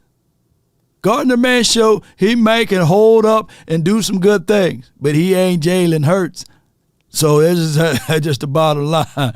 So we're going to see what we can see down the line. Cowboy Nation, we got 3 more weeks, 3 more games before we get into the playoff, and that's just how it is. But the Eagles, now it's time for you guys to face You guys face a little, what's it called, where you building the plane while it's in there? A little turbulence. Yeah, now it's time for y'all to face just a little turbulence. I told you this a week ago. Shout out to you, Eric Stewart. Appreciate you for jumping in. Drown, Cowboys, drown. Chris Blunt, appreciate you, man. All right, that's our faith right there. I feel you. Dude, we doing a favor for y'all. Eric Stewart, hey. It is what it is. Don't moonwalk back now. Don't put the MJs on with the patent leather shoes and moonwalk, baby. No. I want y'all, because when we play y'all with our backup, y'all gave us all 3rd degrees and 4th degrees of when we won last year against y'all. Y'all say, hey man, we were just resting our starters, man. We were just resting our starters. What happened last year when y'all rested y'all starters because y'all was in the playoffs? So I don't want to hear it. But if y'all doing us a favor, that's okay. Because even in 27 years of you guys supposedly doing us a big favor, we're going to make sure it's nice and comfy for y'all. Y'all still haven't caught up. The Eagles fans and their fan base and their organization still got stomach muscles on their necks because they've been doing everybody favors. They've been sucking up to everyone, just been doing favors. Let me suck you off with a little favor. Look, they're still looking up to the Washington team. They haven't caught up and passed them. They still looking up and sucking up and favoring the Giants team. And they, lo and behold, is still looking up and sucking up, doing the Cowboys a real big favor. Right? They talk about us so bad, but they still looking up so hard they got stomach muscles on their neck. And y'all thought I was going to lay down and not talk about those Eagles? Well, come on, bring it. Pull out that strap, baby. You better make sure, because my fofo makes sure all y'all kids won't grow, right? Come on. You better kill me, because I'm going to come with a vengeance on those guys. The path of the righteous man is beset on all sides by the iniquities of the selfish and the tyranny of evil men. And Ezekiel Elliott, who was averaging 5.6 yards per tote, it's finna get nasty and dirty now. You talking to the best trash talker over here. Be sure to respond to me as King Law, or better yet, Mr. Law. You can call me Daddy Law to the nation. Yes, today, because my Cowboys are coming, even after a defeat from the Jaguars. Come on. We're going to be ready for y'all. I don't care who y'all have out there as the quarterback. Y'all can put Nicholas Sirianni out there. We're going to make sure we come. We ain't folding up like a wallet or a lawn chair. Come on. Ain't that right, Coach AJ? Ain't that right, James Simmons? Let's get it. We got this. Bring it. We right here, and we ain't going anywhere.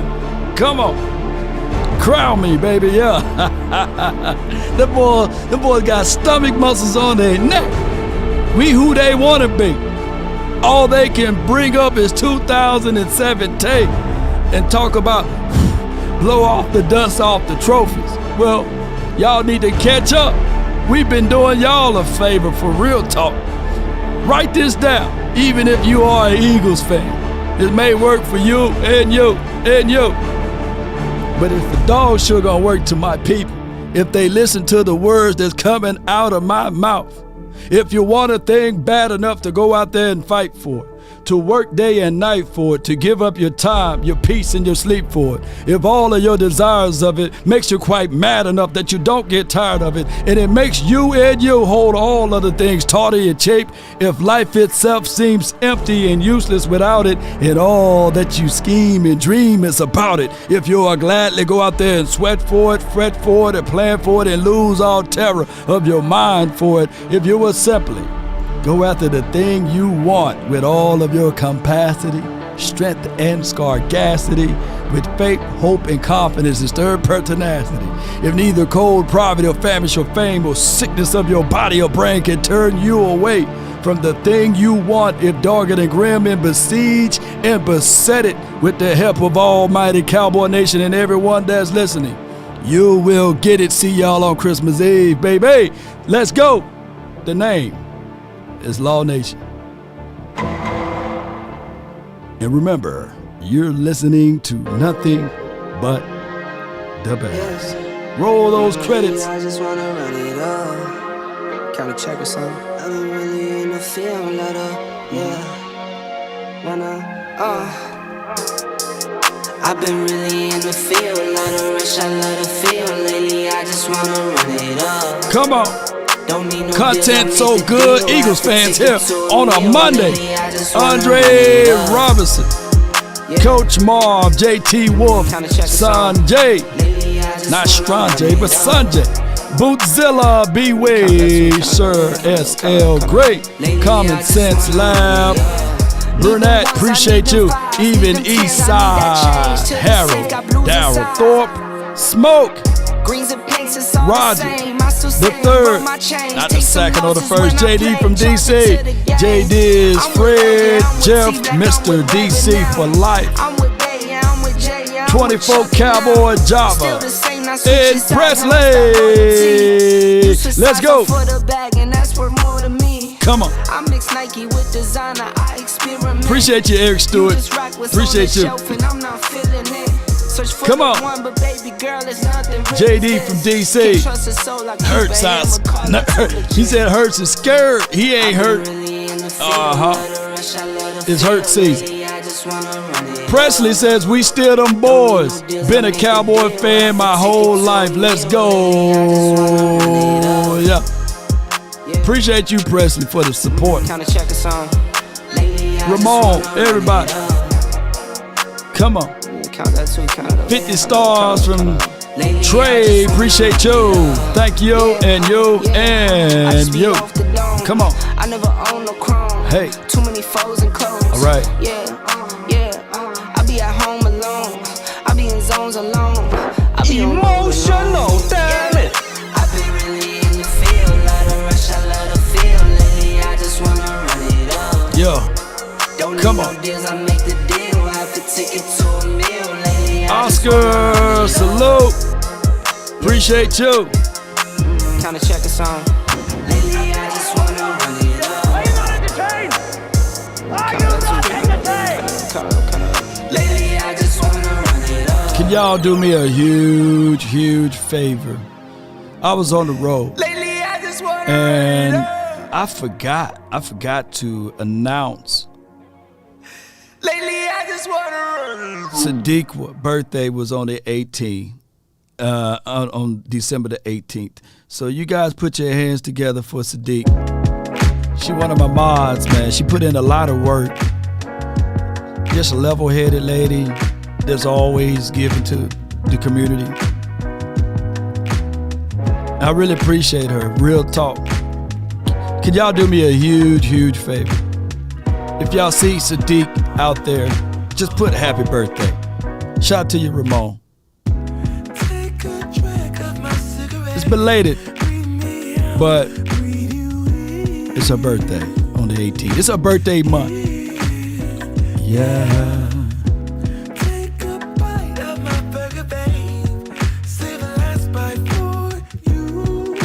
And you. If I offended anyone today, charge it to my head and not my heart.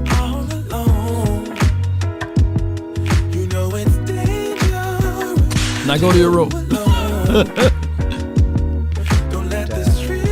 I won't make some glory hole. Wait for rain, you gotta deal with the mud. I follow. Happy birthday, Sadiq. And if it's anybody's birthday this month, let me know. Give a birthday shout out to you and yours. So happy birthday to all of the people that's born in December.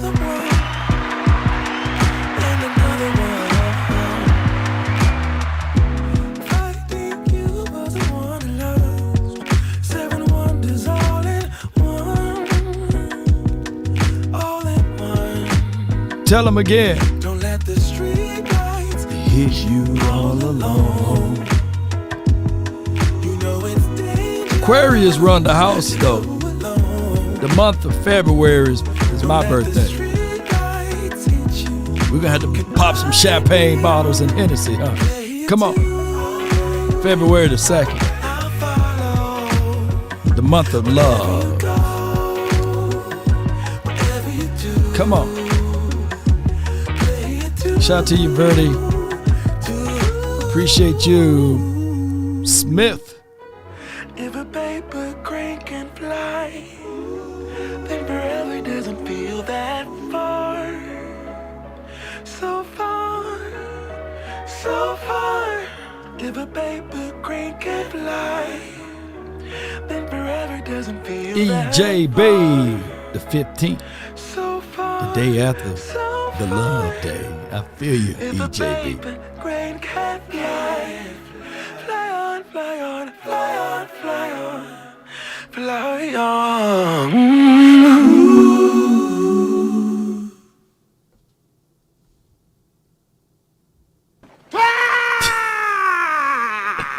That's for MJ for calling us cowgirls. That's where the guts went. Just dropped them. Shout out to MJ. We out. Salute.